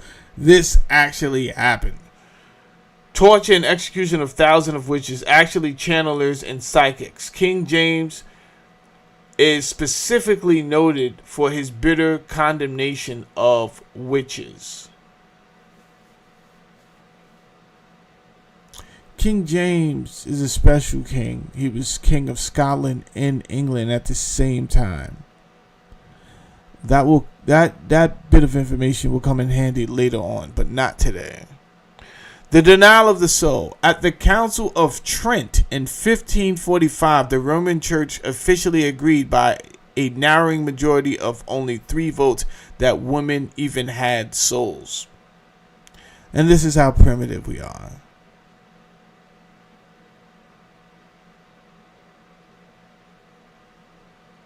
barely 1,000 years later, right? Just 1,000 years ago, we didn't even think women had souls. Physical illness, and it's not that we didn't know that, because before 1,000 years before that, they knew. Is that these people purposely went against the grain to throw things off balance. I'm going to show you another picture later where the Phoenicians were using the swastika symbol.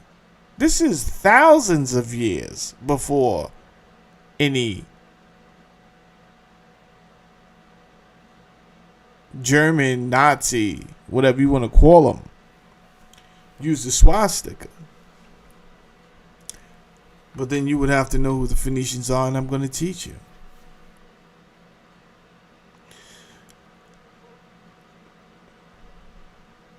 But that symbol that the Nazis used, they turned that cross, because the swastika is really a cross. They turned it in the opposite direction for the opposite energy. But that's neither here nor there. We'll get there one day.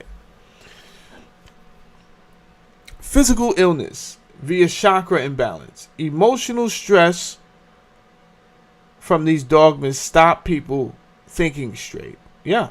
The imbalance transmits through chakra vortices to the physical level, causes illness and disease. Yeah.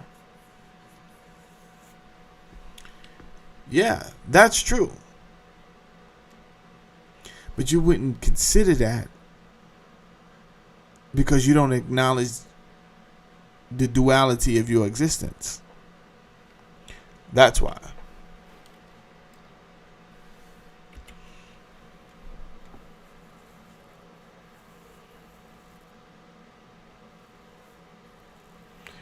Why suppress? The historical suppression of female energy is not merely religious construct. Various perspectives converge to explain its profound impact on human consciousness and societal control. That's the one.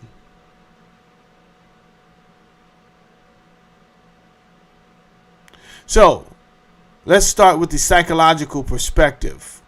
Carl Jung identified the anima, feminine intuition, creativity, and the animus, masculine logic and action, as core archetypes. Suppressing the anima leads to soulless society, manifesting as a neurosis and aggression. Well, without getting too political, does he have a point? We've watched these things happen over and over again, and where has it led us? I hear over and over again we're not ready for a female president.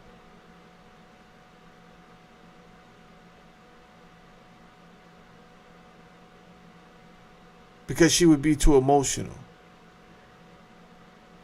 And what would a man be? Just if the person is not balanced, the person is not balanced. But what would you call reacting to every situation with a sledgehammer? Someone tells you to please kill the fly. You go, kill a fly? Oh, you don't even know, lady. I just came back from the gun show. What? Yeah. Now, what I learned is if you remove this pin right here, it becomes an automatic. Now, where's the fly? Whoa! Whoa! There is a fly swatter right there, young man. What are you talking about? Impulsive overreaction to things. Not a true diplomatic bone in your body, and yet you act like you are the poster child of peace. How can it happen? As I watch Pete Hegseth sell Donald Trump as the as the face of peace, it is nuts. And now he's using Religion. It has gotten so bad that he's using religion, telling the troops this is a Christian war. Well, this is crazy.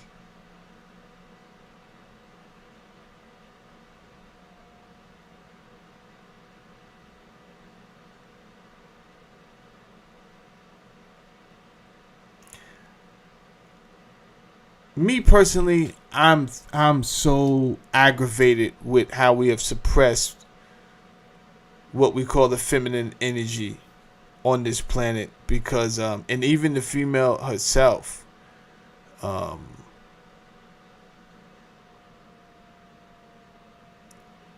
me, is one of the variables that continues to set us back and keep us stagnant in time.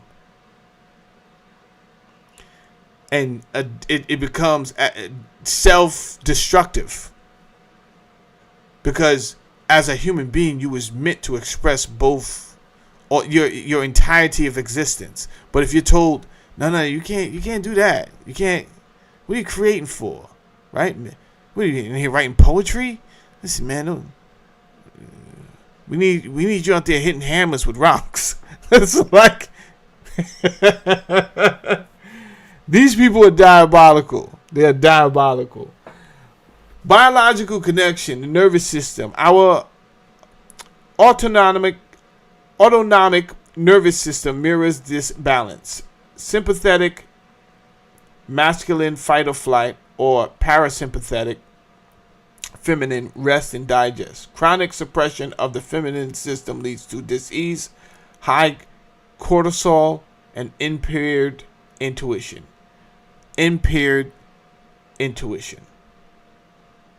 Esoteric tradition, the 3 pillars. Traditions like Kabbalah emphasize balance between severity, masculine, and mercy, feminine. Removing one pillar, as seen in historical suppression, causes the temple, human vessels, to collapse, hindering true spiritual growth. Let's see if I can bring up a picture. Hold on 1 second. What is this I have before me?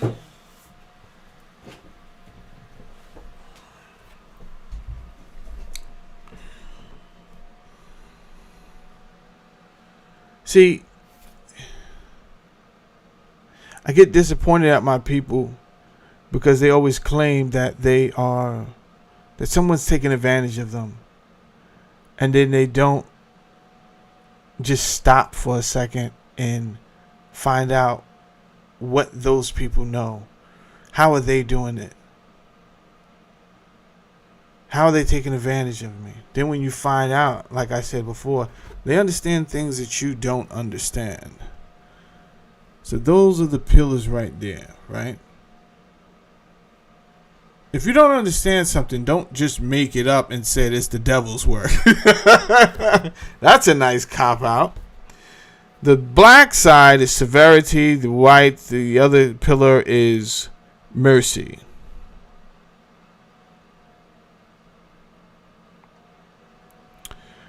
They call this the tree of life.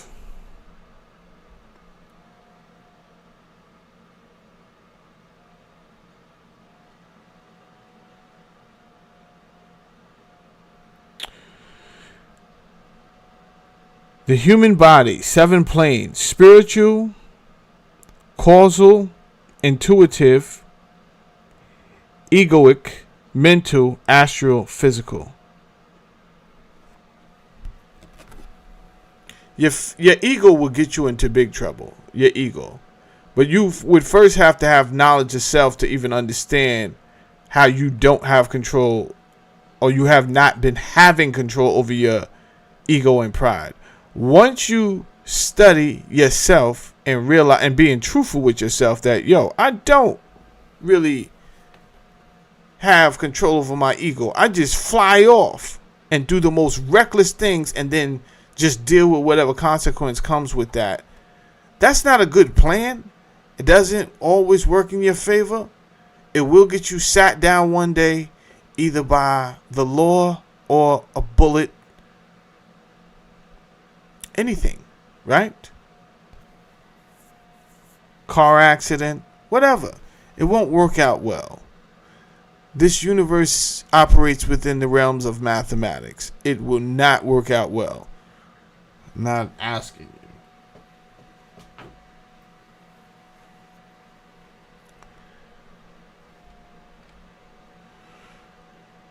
The witch hunts displaced female healers and midwives. Yeah, now those women who were able to do certain things, they had to go underground.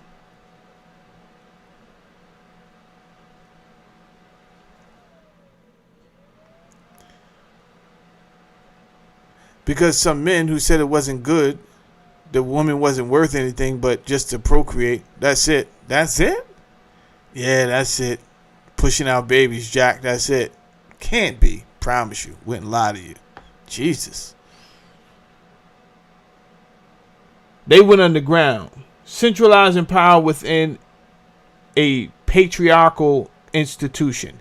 This whole planet has been designed off of a patriarchal framework. This stripped individuals of their innate wisdom, fostering dependence on external authority rather than internal guidance. Yeah. Yeah. That's why I said something good happened. You afraid to take the credit for it. You say, I give all honor to God. Do you? I assure you, your God is not my God. I won't be giving credit to anybody unless they put in on this, Jack. Hey, man, you didn't put in on this, man.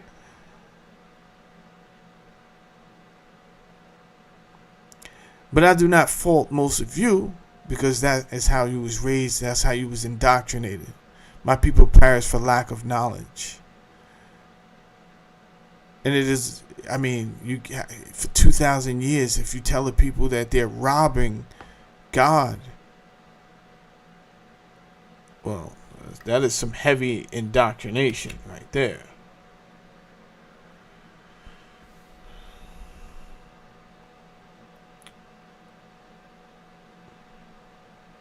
The figure Jesus.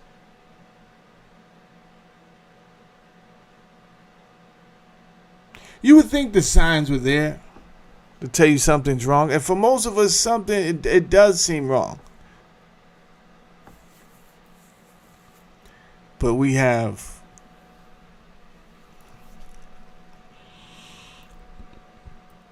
things that are sentimentally connected to these teachings and this indoctrination. So the first thing on this planet that goes left, you feel like you're being cursed because, oh no, I was over there listening to Jamel and I'm sorry, Lord.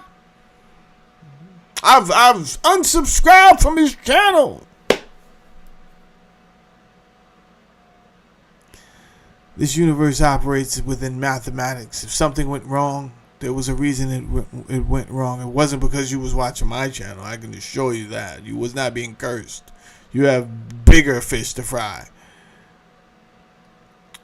Still with Jesus. The figure of Jesus was not born from a genuine spiritual revelation or spontaneous religious devotion. Instead, this powerful archetype was meticulously crafted and disseminated as a sophisticated political instrument. It was, but you don't have that history. But I'm going to give you some of that history today. You may swallow it better if you understand the history that was going on at that time, and instead of me just coming up here and what it would seem like an attack on your religion.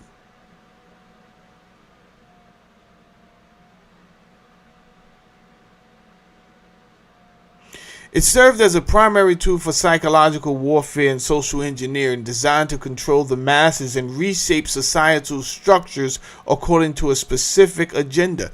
Well, woo. Do tell.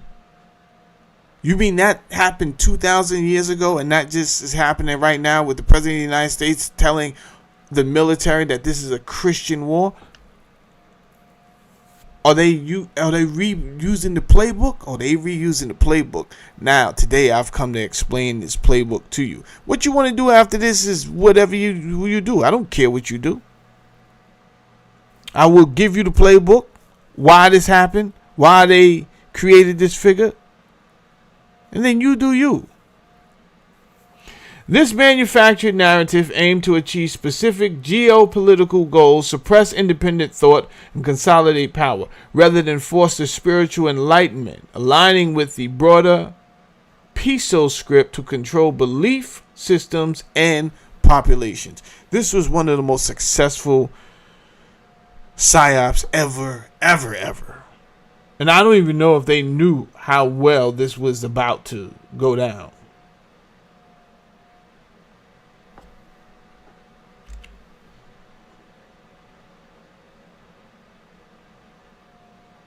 Why? The shift from physical subjugation to psychological manipulation was a strategic pivot in maintaining vast empires. This section explores the underlying motivations for the Great Script and the campaign to control the mind in critical juncture in history. Let's talk about the limits of the military force. The limits of the military force. Hold on one second.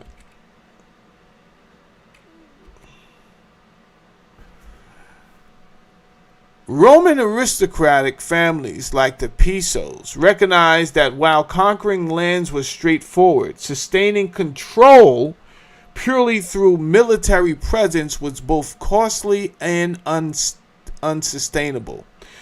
Physical chains invite constant rebellion. Whereas mental chains foster self-policing. A prison religion could remove dissenting knowledge, ensuring the masses remained in a state of manageable dis-ease and stability without the need for soldiers on every corner. These people were thinking ahead.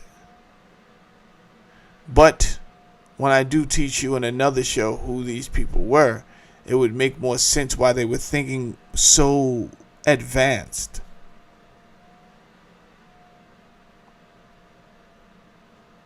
Neutralizing Jewish rebellion. A significant impetus for the Piso family strategy was the persistent conflict in Judea, where groups like the Arians actively resisted Roman rule. Not the Aryan nations. Not Aryans. Like not that. Not those Aryans. That Aryan means nobleman. We'll get into that type of Aryan another day. But we will be talking about those Aryans, yes. Not today, though. We're talking about the Arians. By creating a fictional Jesus preaching, turning the other cheek, and obedient to temporal power, the aim was a psychological operation, transforming a rebellious, warrior-like population into a submissive, tax-paying workforce, spiritually subdued rather than physically conquered.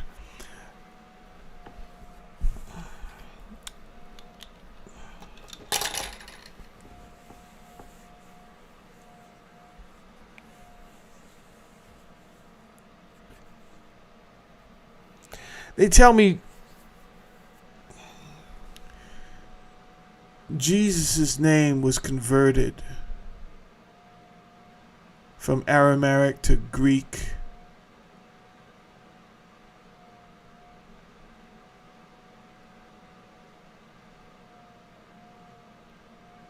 To English.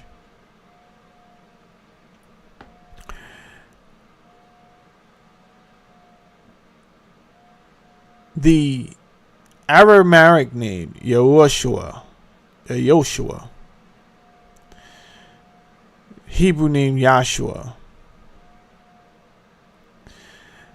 The name, the meaning of the name is Yahweh saves.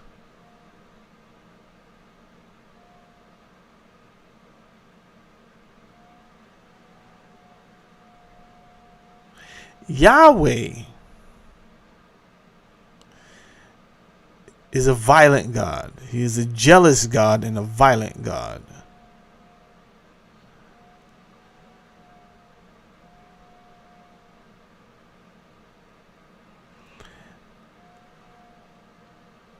Jesus, his temperament is the exact opposite of Yahweh.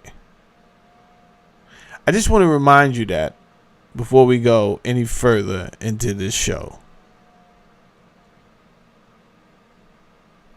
Because there are many of you that will be dealing with cognitive dissonance. And some of the things you would want to respond to me with biblical statements. I cannot call them facts because not one of your books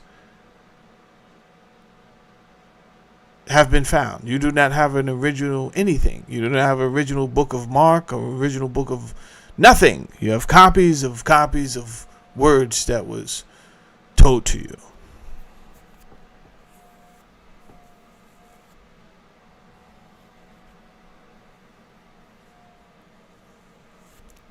This is for a reason. We'll get there. I only give that contrast so it helps you deal with your cognitive dissonance later on. That I want to remind you. These cannot be the same entity because Jesus is passive and Yahweh is a maniac.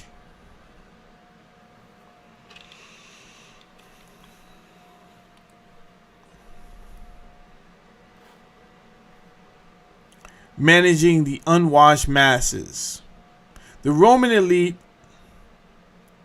had deep disdain for the general public, whom they viewed as the unwashed. Centralizing the truth. The campaign was driven by a need to ensure that there was only one official line. The middleman economy. By establishing the church as the way to reach God, the Piso Brotherhood Network created a mental and emotional prison where they control the access keys to salvation and truth. This is why not a lot of history was taught before a certain period of time.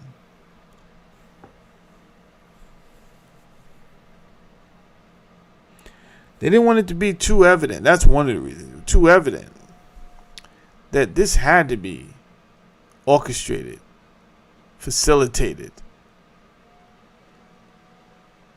with dubious intentions.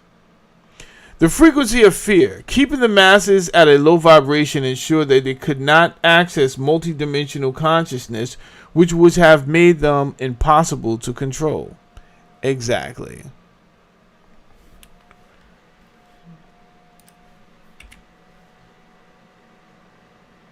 Let's go over these architects of this fabricated story.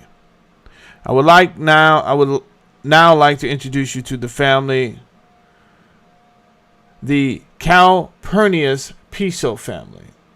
The Roman Calpurnius Piso family are identified as the true authors of the New Testament, creating the story of Jesus to pacify the Jewish uprising and control the Roman masses. Again, I'm telling you this today because I do not like the fact that it's not that I just found out yesterday. I just don't like the fact that Donald Trump would use the Christian religion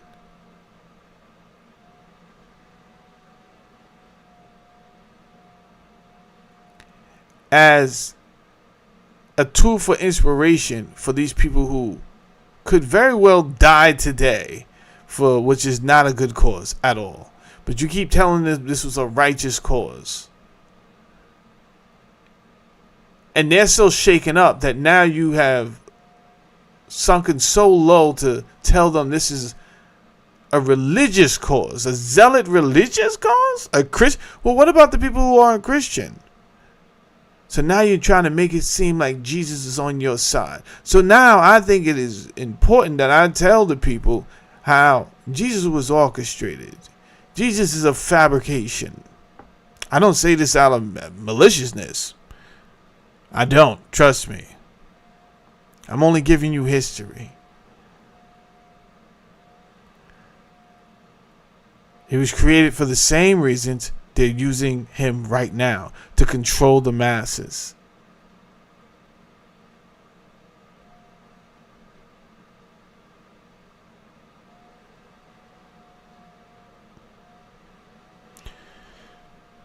Let's get into this. 60 AD. Lucius Copernicus Piso married to Herod, the great granddaughter of Herod. He married to Herod's great granddaughter. He writes the Marcus, the initial draft of the Gospel of Mark.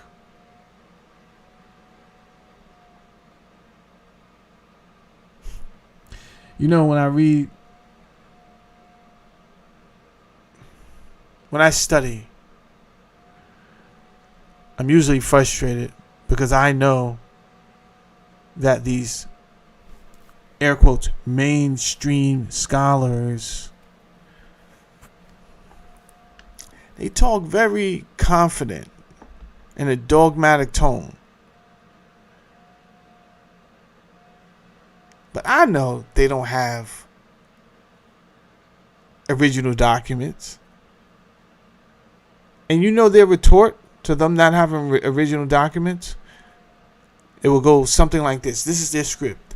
Most mainstream scholars and theologians have agreed that through carbon dating and handwriting, they can tell when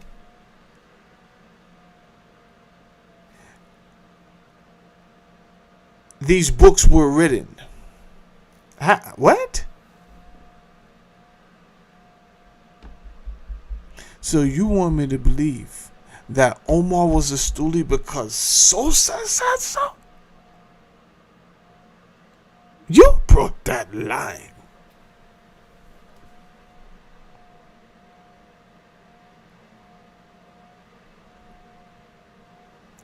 That's the best you got? That y'all believe? Y'all would have to believe together. Y'all would have to stick together if y'all want to keep this charade going.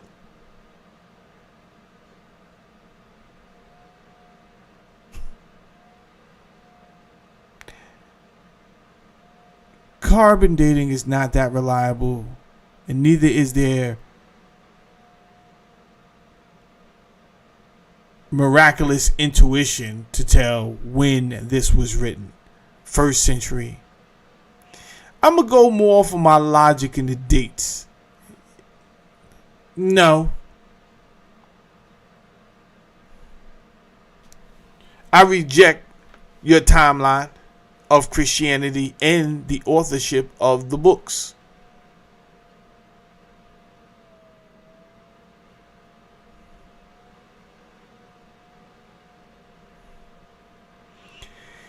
'85 to 90, Pliny the Younger, a family associate, assists Arius in writing the Gospel of Luke. Now, you would have to know that this family is this was a family of creative, poetical writers, starting with the grandfather who was murdered, his son,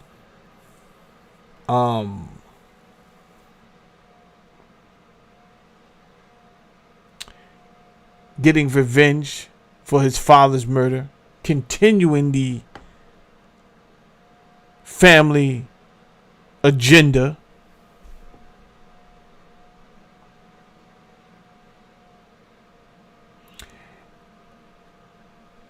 Arius. Arius is Lucius's son. Arius Copernicus Piso. Pen name, allegedly, Flavius Josephus. Listen, this is what I'll say. Because they tell me that Flavius Josephus was a Jewish writer. They tell me this all the time. Oh, the Jewish writer Flavius Josephus. My reasoning behind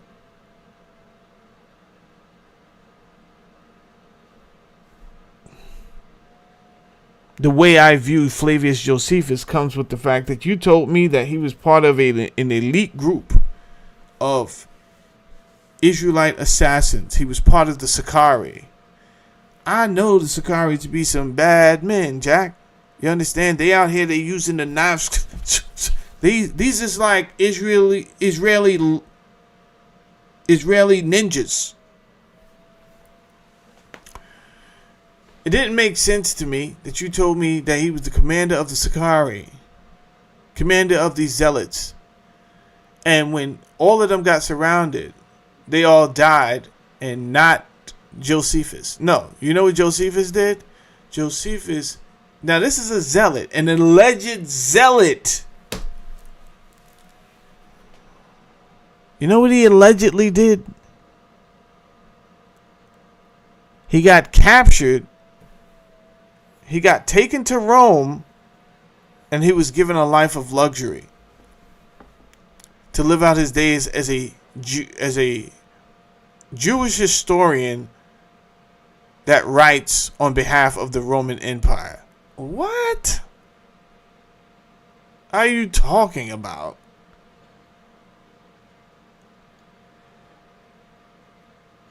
Well, maybe Josephus, he wasn't who we thought he was either. Maybe he was the pen name for Arius Calpurnius Piso, son to Lucius. Anyway, they say that Arius writes the Gospel of Matthew 770 to 75 AD and updates the Gospel of Mark 75 to 80 AD. Then Arius' son, Justus Piso, allegedly authors the Gospel of John.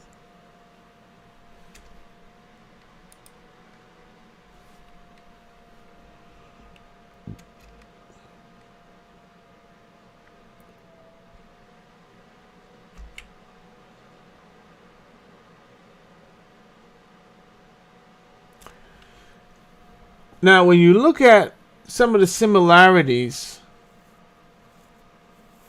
you can say, is this a coincidence, or was this someone trying to be witty and smart, right? So you have the Joseph blueprint to create Jesus. Jesus' life was modeled on the Old Testament, Joseph. Both had 12 followers.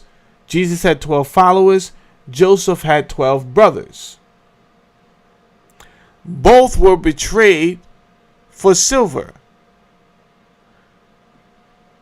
Joseph for 20 pieces, Jesus for 30, to include inflation. But it still would have been 2020. And featured a Judas figure who suggested the betrayal.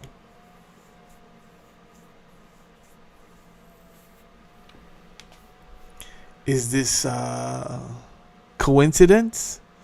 Well, if you're apologetic, I get it. You're going to be like, yeah, that's a coincidence. We're going to keep going because this is not a show about tearing down. I'm going to point out everything to tear down Jesus. I don't need to do that. I'm giving you the history of something and why it was created. He who have ears, let him hear. Sun god archetypes. Mithra, Persia, Iran. Born December 25th, had 12 disciples, performed miracles. Dionysus, Greece, known as the savior and the deliverer, born to a virgin mother.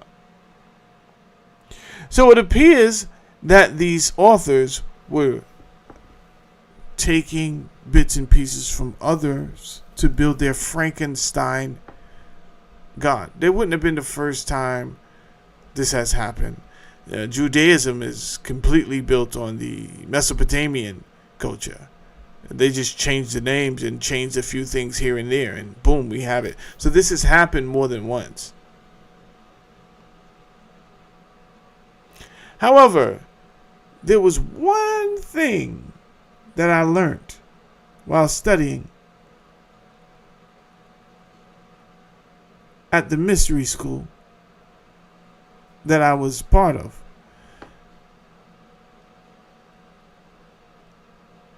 That I was never taught in all my years of being involved in the church. Now, I was in the church.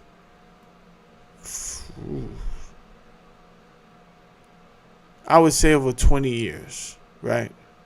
So somewhere between 2 years old and 20 something.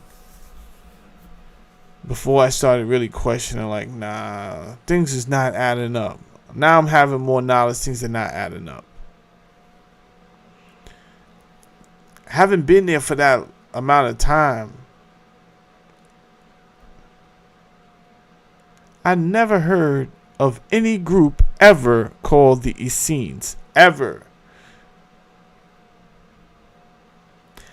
For that matter, I never really heard of the Nazarenes. But the Nazarenes sounds like those are people from Nazareth, right? Wrong. That's not the case. The Nazarenes didn't come from Nazareth. Nazarenes had nothing to do with Nazareth. In fact, there was no Nazareth. They had to build the Nazareth later on because people started coming to that geographic area looking for the historical Nazareth. And then it wasn't a Nazareth, so they had to go and build the Nazareth. So what the Piso family did was they utilized the secret writings and fables of the Essenes to provide their theological backdrop for their fictional Messiah.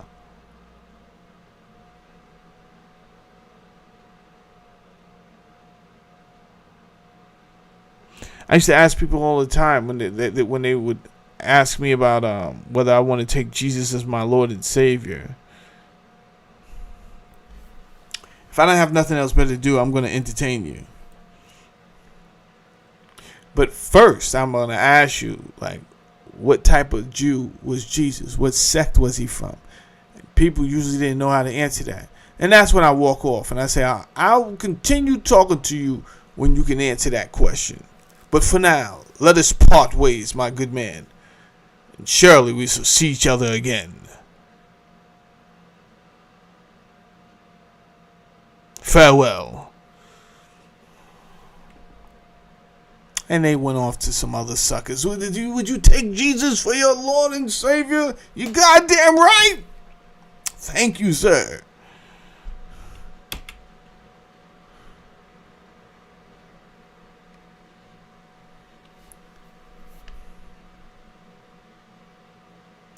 By the 4th century, the Brotherhood faced a crisis. Two conflicting versions of the Piso script were threatening to destabilize the Roman Empire. The Council of Nicaea, 325 AD, was called by Emperor Constantine specifically to settle this dispute and finalize the mental prison. So here we have Arianism against Pauline Christianity.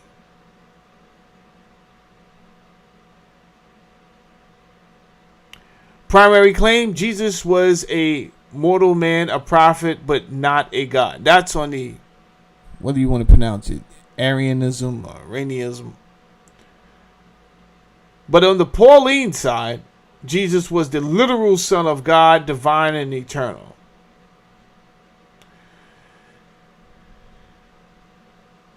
The origin for the Arianism was led by Arius of Alexandria. They tell me he was from Libya. That's wild and crazy. Arius of Alexandria, based on the fictional writings attributed to Saint Paul. Sorry. So the Arianism was led by Arius of Alexandria. The Pauline Christianity was based on the fictional writings attributed to St. Paul. The God concept. In Arianism, the God is singular. Jesus is a separate created being. In Pauline, the Trinity, Father, Son, and Holy Ghost are one.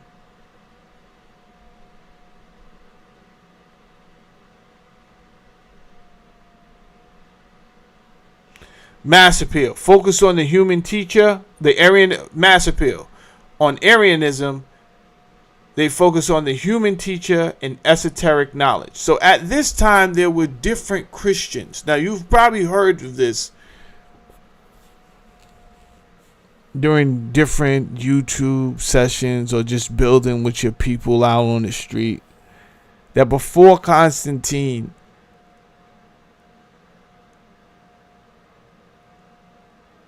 gave the edict, or before he signed the edict and he chose which version of Christianity to go with, there were Christians running around that was more liberal. They did not believe that Jesus was a God. He came to teach how to you be a God. You understand? But there was really no need for that type of rhetoric right now, because that would have been contrary to the whole reason that the Piso family created this figure in the first place.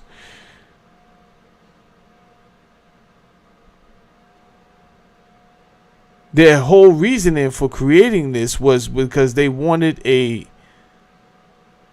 simpler tactic on taking down opposition, taking down their enemies, taking down disruptions. But they figured if they could get in your mind, right? Because they cannot keep going around killing all these zealots and putting guards here and putting guards here. But if they could play a mind game on these zealots and made them think that there was a Jew that was more passive. He wasn't like you guys always fighting and killing. What are you doing? The real question is, what are you doing? Like, why are you in there? You're trying to take over their geographic zone and tell them when they can worship their God. You want control. And now that they're opposing your control, instead of walking away because you're already gaining money through taxes, right? You're telling these people, this is my land. I just want you to render unto Caesar what is his. Right? You want them to be a docile people, but you can't beat them into submission. So what do?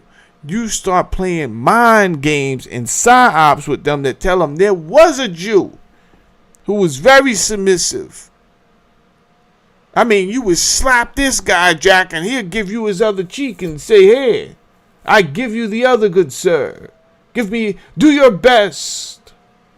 Now, first of all, I'm not following no fucking clown like that. That's number one. Let's get that out there. It was bad enough he walked in here with his own sandals. Them shits look crazy, and those are not OSHA certified, right? You walked in here with your own sandals called the Jesus 5s. Oh!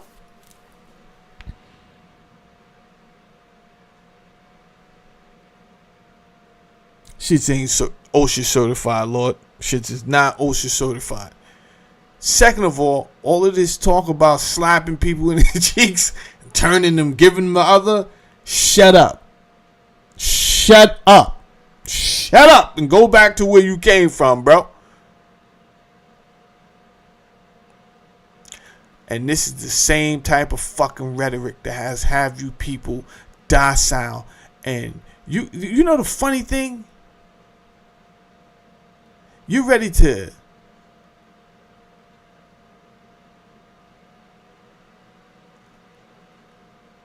live for nothing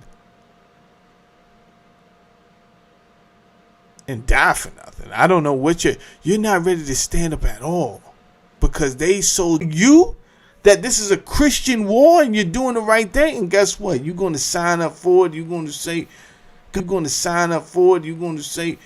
God bless President Trump. Hey, whoa. We got kids out here fighting for stupidity. Now, they was going to fight anyway, but at least give them a fighting chance. He doesn't love you.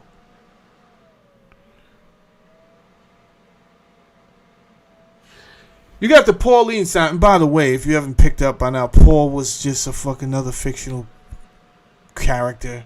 Focus on guilt, sacrifice, salvation through the church. That's their whole scheme. That's their whole shtick. Guilt, sacrifice, salvation through the church. Now, you know what's funny? This whole time, I never really got into the reptilian portion of... I never included the idea of reptilians into this conversation because I felt like you would have a hard enough time. You would have enough cognitive dissonance on what I'm saying than for me to add some type of more confusions of reptiles. At that point, I think you would be like, oh, this is all hogwash. No, what's hogwash is they're going to lead you to your fucking grave regardless, playboy. So you can turn the channel. You can shut me off. You can call me hogwash. You can hope you go to a heaven that does not exist. You don't know it and I don't know. This is what you believe. I believe you're an asshole for believing this. But that is none of my concern. Streets paved with gold. No, the fucking Vatican tub is paved with gold. Literally. Their pockets is paved with gold. So that's that easy. They could just sell you hope while they get tangible things on this earth right now. And you go for that type of silly shit. Anyway, this was created so that they can control the people, hopefully selling them some docile god, some fucking doofus. What's crazy is they tell me Jesus was a Jew, right? But none of the Jews of today acknowledge him at fucking all. No one's paying him no mind, Jack, at all. And yet they rule the fucking world. How you like those apples?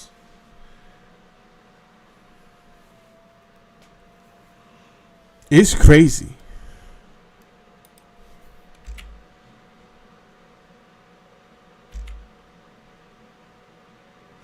The Council of Nicaea standardizing the fiction.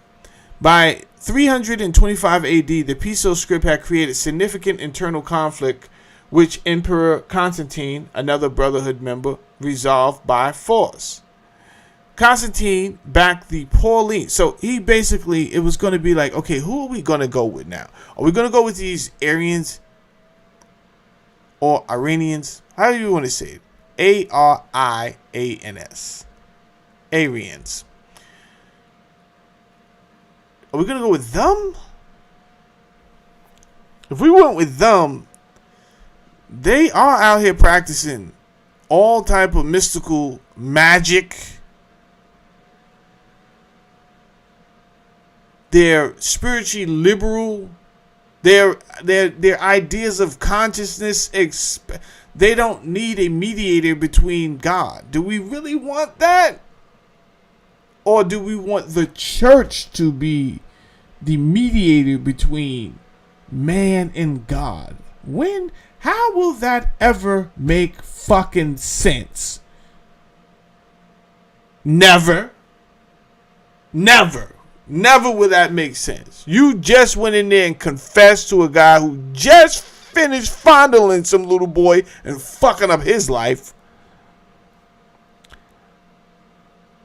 What type of circus act is this that you would sit here and profess your fucking sin and like he has any authority at all? His hands still smell and reek of pedophilia, and he's going to tell you what to do to combat for your sins. Nonsense. And you play along. Why? Because society is playing along, Jamel. And then I don't want to be the only one that is outside the loop. Because you are scared. You're a coward. Tell them you don't believe in this shit. Tell them. I can't. Alright, I understand. You don't have enough knowledge. They're gonna tear you to shreds anyway. You haven't studied long enough to even. They're gonna tear you to shreds. Just come over here, chill out. You understand? Chill out over here, and I'm gonna teach you.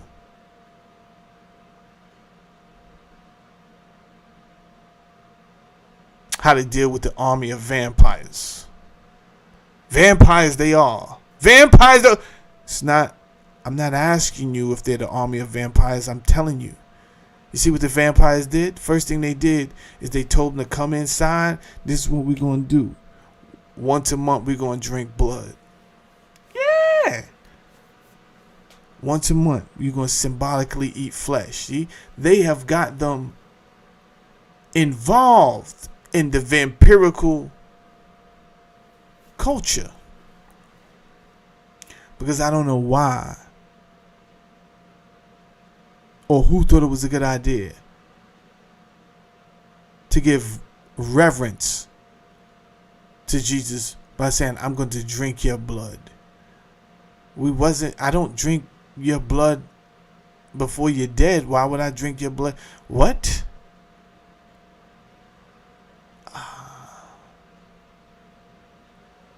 Yeah. But there was a reason why I didn't incorporate the reptilian conversation with you. Because I knew, like I said, you're going to reject it right away. Unless I get you to understand you already involved in reptilian culture. Right? You out here collecting fucking eggs on Easter. Are you not? And yet, the symbol for this fertility, which they tell you is the rabbit, does not lay eggs. But what does lay eggs are snakes and reptiles. Yeah!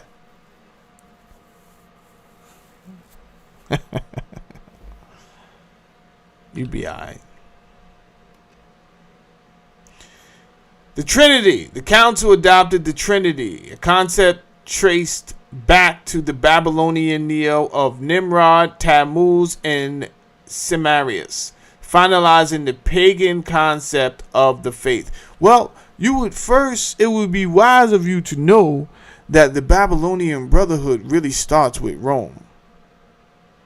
I know it has the word Babylonian in it, so you thought it started with Babylon. The Babylonian Brotherhood actually starts with Rome, with the Romans, because they were adamant about keeping up the cultures somehow, some way.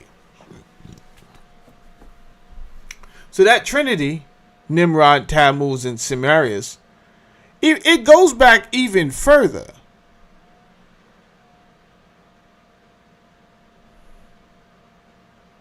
Back to Enki, Ninhursag, and their children, which was the birth of the creation of man.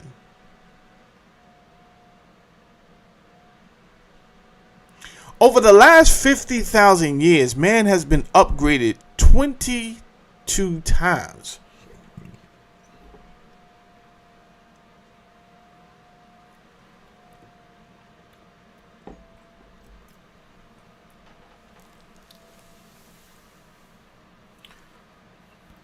Now you're probably asking yourself, but how do you know that? Shut up.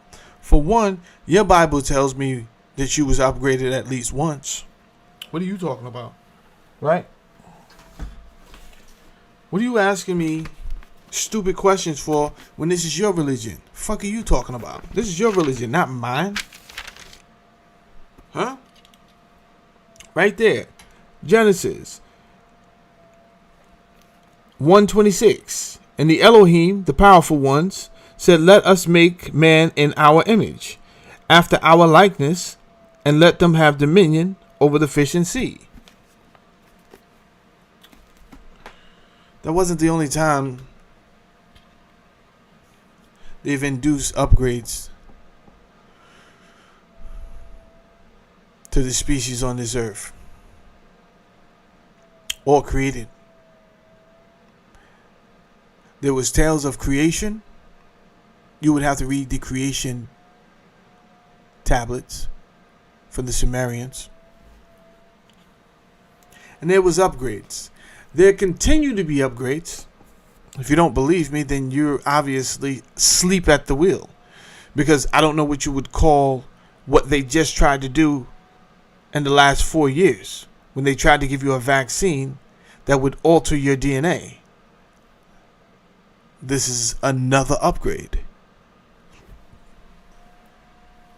They will be vigilant. They will keep trying until they're successful, and then they will rewrite history. And then they will punish you or anyone else that attempts to tell the old history. You will be punished. That may mean you may not be able to. Remember, programmable money is on its way. Programmable money. So your money may get shut down.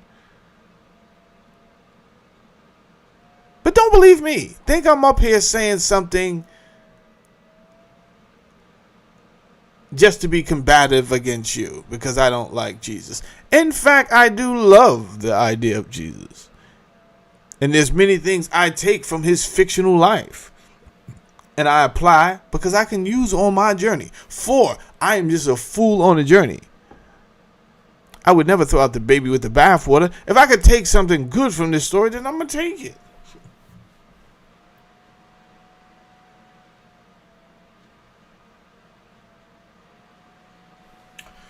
The Nicene Creed. This document became the mental prison cell that solidified the official version of history, leading to the destruction of any contradicting documents. Hello. They did it once. They'll do it again. This is what they do.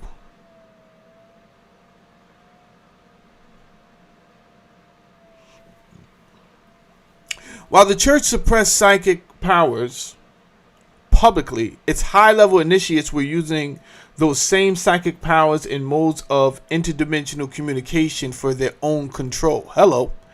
Hoarding knowledge to use secretly and malevolently from behind the scenes. They don't want you to use your high levels of consciousness because it will combat what they're using their levels of consciousness for, which is totally against your sustainability or your growth as an individual or a group of people. What is this? Take this down.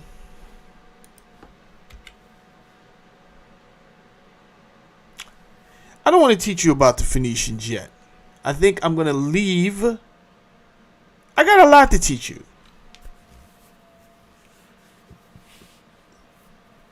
I got a lot to teach you. I'm not going to start on the Phoenicians this particular video. Although, I want to show you something. I want to show you a book I found that knocked my fucking socks off.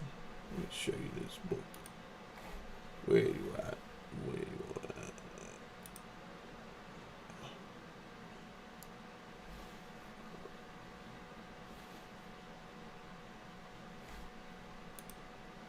Okay, I think you're right here.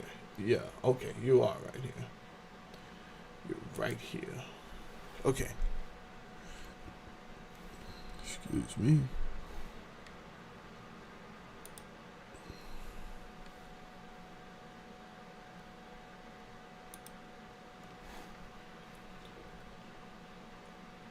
What page is this?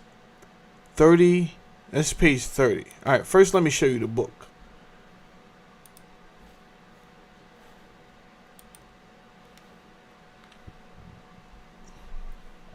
Can you see that book? Or if you're driving, the book says Phoenician Origin of Britain, Scots, and Anglo-Saxons. L.A. L.A. Waddle.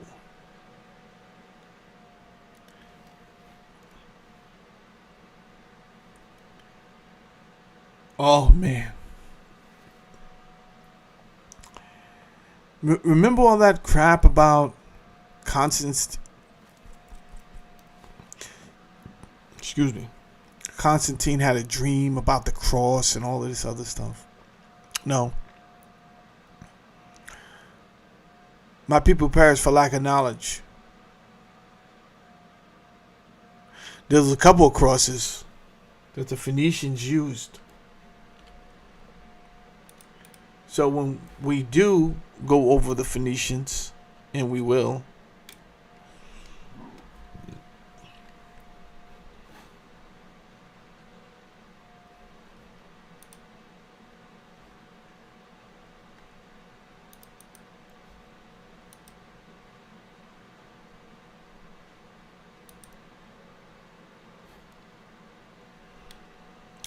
let me just read this one to you right here. The Phoenician discovered to be Aryans in race and the ancestors of Britons, Scots, and Anglo-Saxons. I'm not saying you have to believe none of this. I'm just putting you on to a book. There's plenty of books. The able Ponch Phoenicians, setting out to invade the earth, brought the whole world under their sway.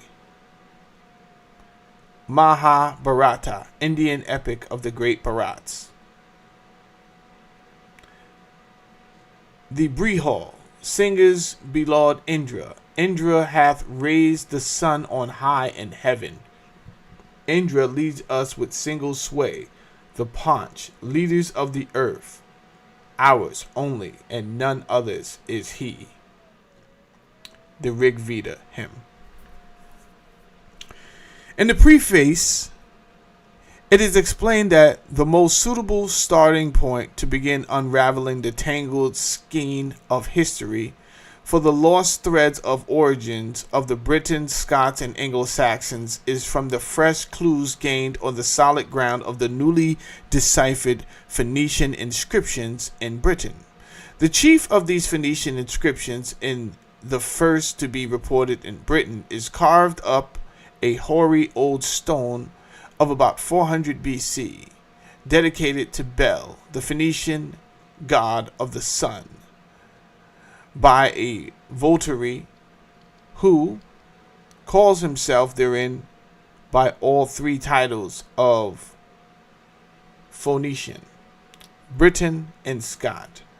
By ancient forms of these titles, by whose personal appearance is presumably illustrated in the nearly contemporary sculpture from his homeland,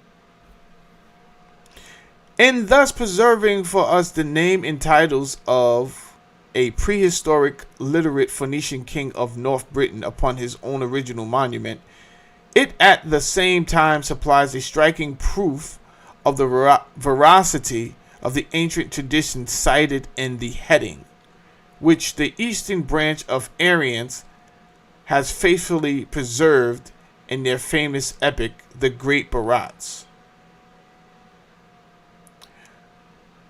This is why I hate reading when people don't make sense to me. But let me tell you something. This is how I learned to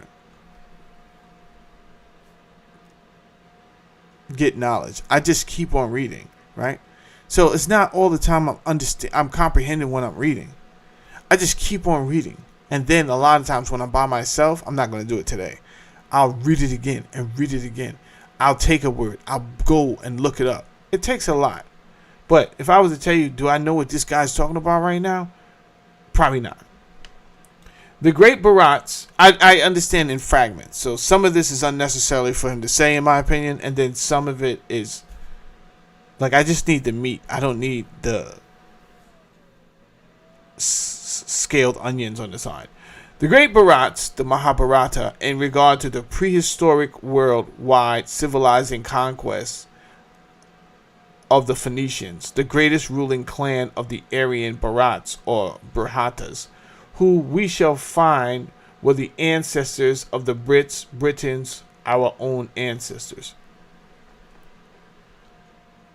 I always wondered why white men called themselves Aryans and Indo-Europeans. Like, why? And now I'm starting to, knowledge.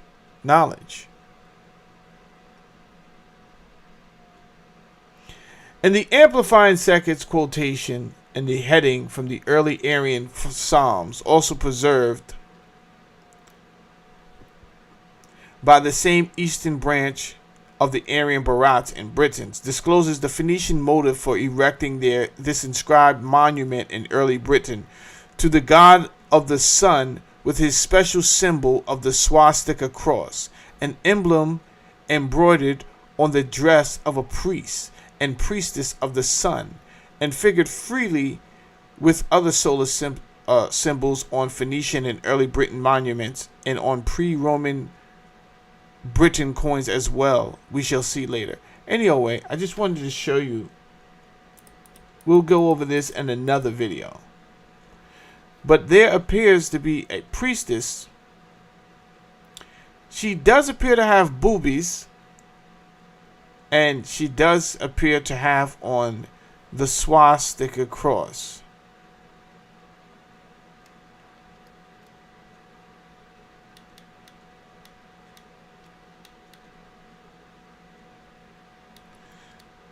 So again, when did this suppression of feminine energy start and why? Right? When and why? We'll get to it another day. Not today. Right now, before I get up out of here, I want to remind us what today's show was about.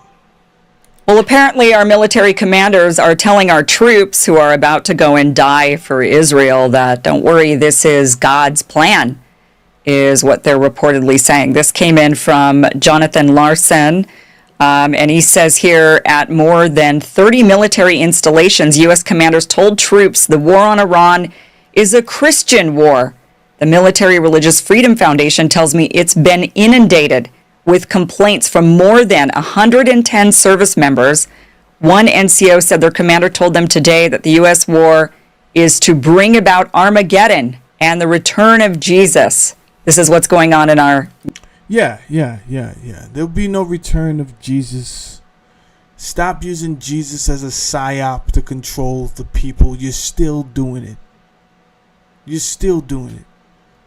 Military. We're supposed to have some sort of separation of church and state, I thought, but apparently now if you join the military, you're going to go and die for Israel because it's God's plan.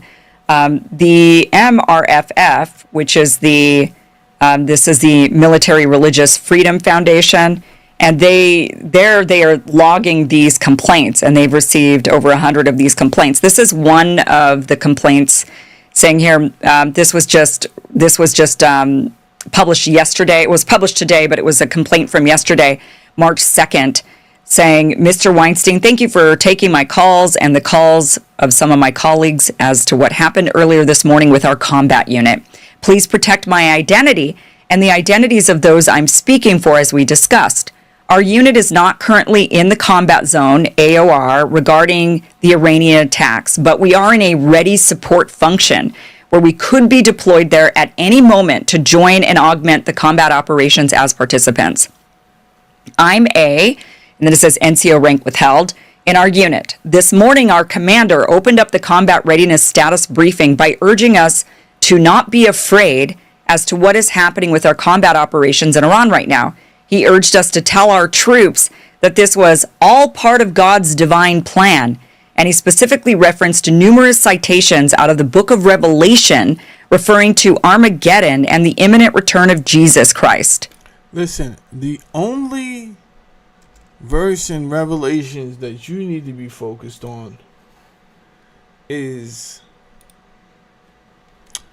there are those who say they are Jews and they are not, for they are of the synagogue of Satan. Now, I came in here playing gospel music, and I will leave playing gospel music. This is another song on my album that will be released soon.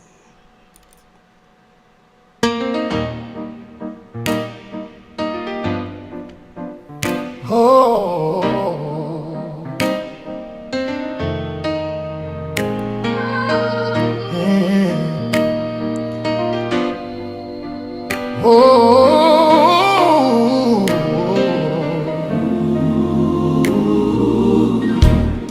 when my back was against the wall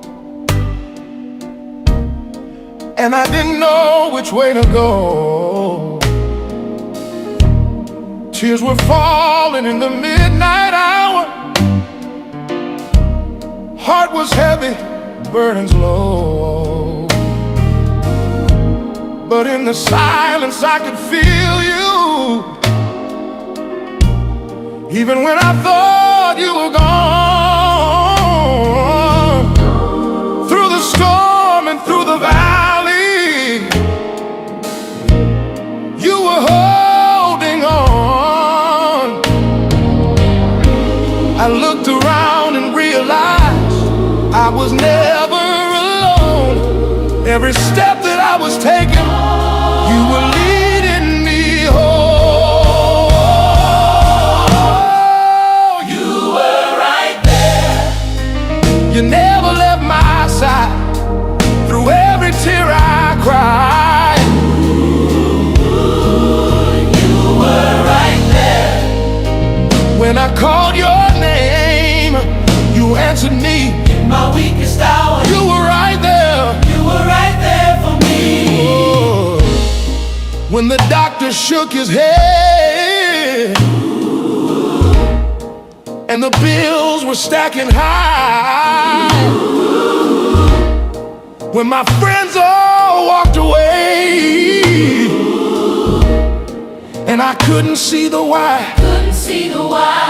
Yeah. You were closer than my breathing, standing by my side. Oh, even when my faith was shaking, yeah, you were my God. Oh, I didn't see your hand, but you were working it out. Now I stand here with a testimony, and I can shout. Oh, yeah, yeah.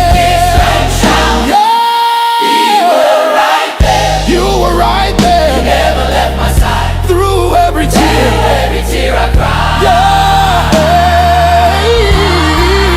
You were right there. When I called your name, you answered me. In my darkest hour, you were right there. You were right there for me. Even when I couldn't trace you, I could trust you. Even when I didn't feel you, were faithful. Through the fire, through the rain, through the heartache, through the pain, you never left. You stayed the same. You were right there. You were right there. Through my trials, through my struggles, when I called, never left me, never forsook me, yeah. You've always been right there. You've always been right there, yeah. Right there. You've always right there. Oh, right there. You've always been right there. Right there. Right there. Right there. Right there. Yeah. Right there. You've always been right there. You've always been right there. You've always right there. Yeah. You've always been right there. Even when I didn't know it, you were right there.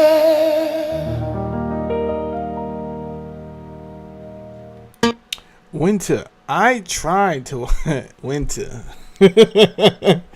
Winter, what do you have me watching, Winter? Winter, I'm trying to watch The Children of the Lost City. Is this a French movie, Winter? You didn't tell me you was The City of the Lost Children. That's what it is. You didn't tell me you was gonna have me watching a French movie.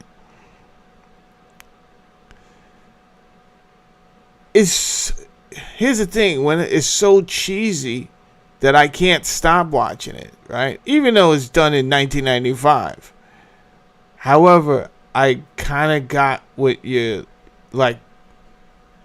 I kind of got why you brought it up, right? The fact that these overseers are like stealing the dreams and the consciousness of children. I got it. But it's definitely one of those films that should be on the Mystery Science of 3000 or something like that, where you just make fun of the show. I watched half of it yesterday, Winter. I'll try to watch the other half before the next show so that we can go over it. You mentioned it a couple of times. I said I actually mentioned it like three times. Let me watch this movie.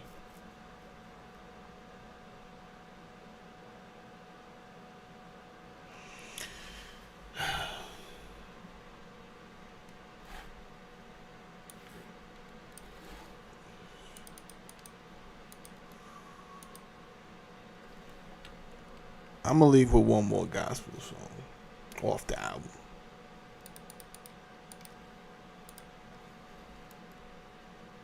Then I'm out.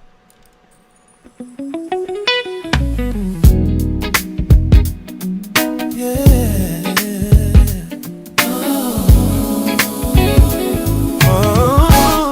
One day at a time. That's all I can do. Some days I feel stronger, and some days I feel through. But I don't dare complain, for I know you're near. There's times I thought this song is on my new album. To be the end, and yet you've made a way. I might release it Easter. Who knows? Every time when I feel weak, you make me feel strong. Sometimes I stumble.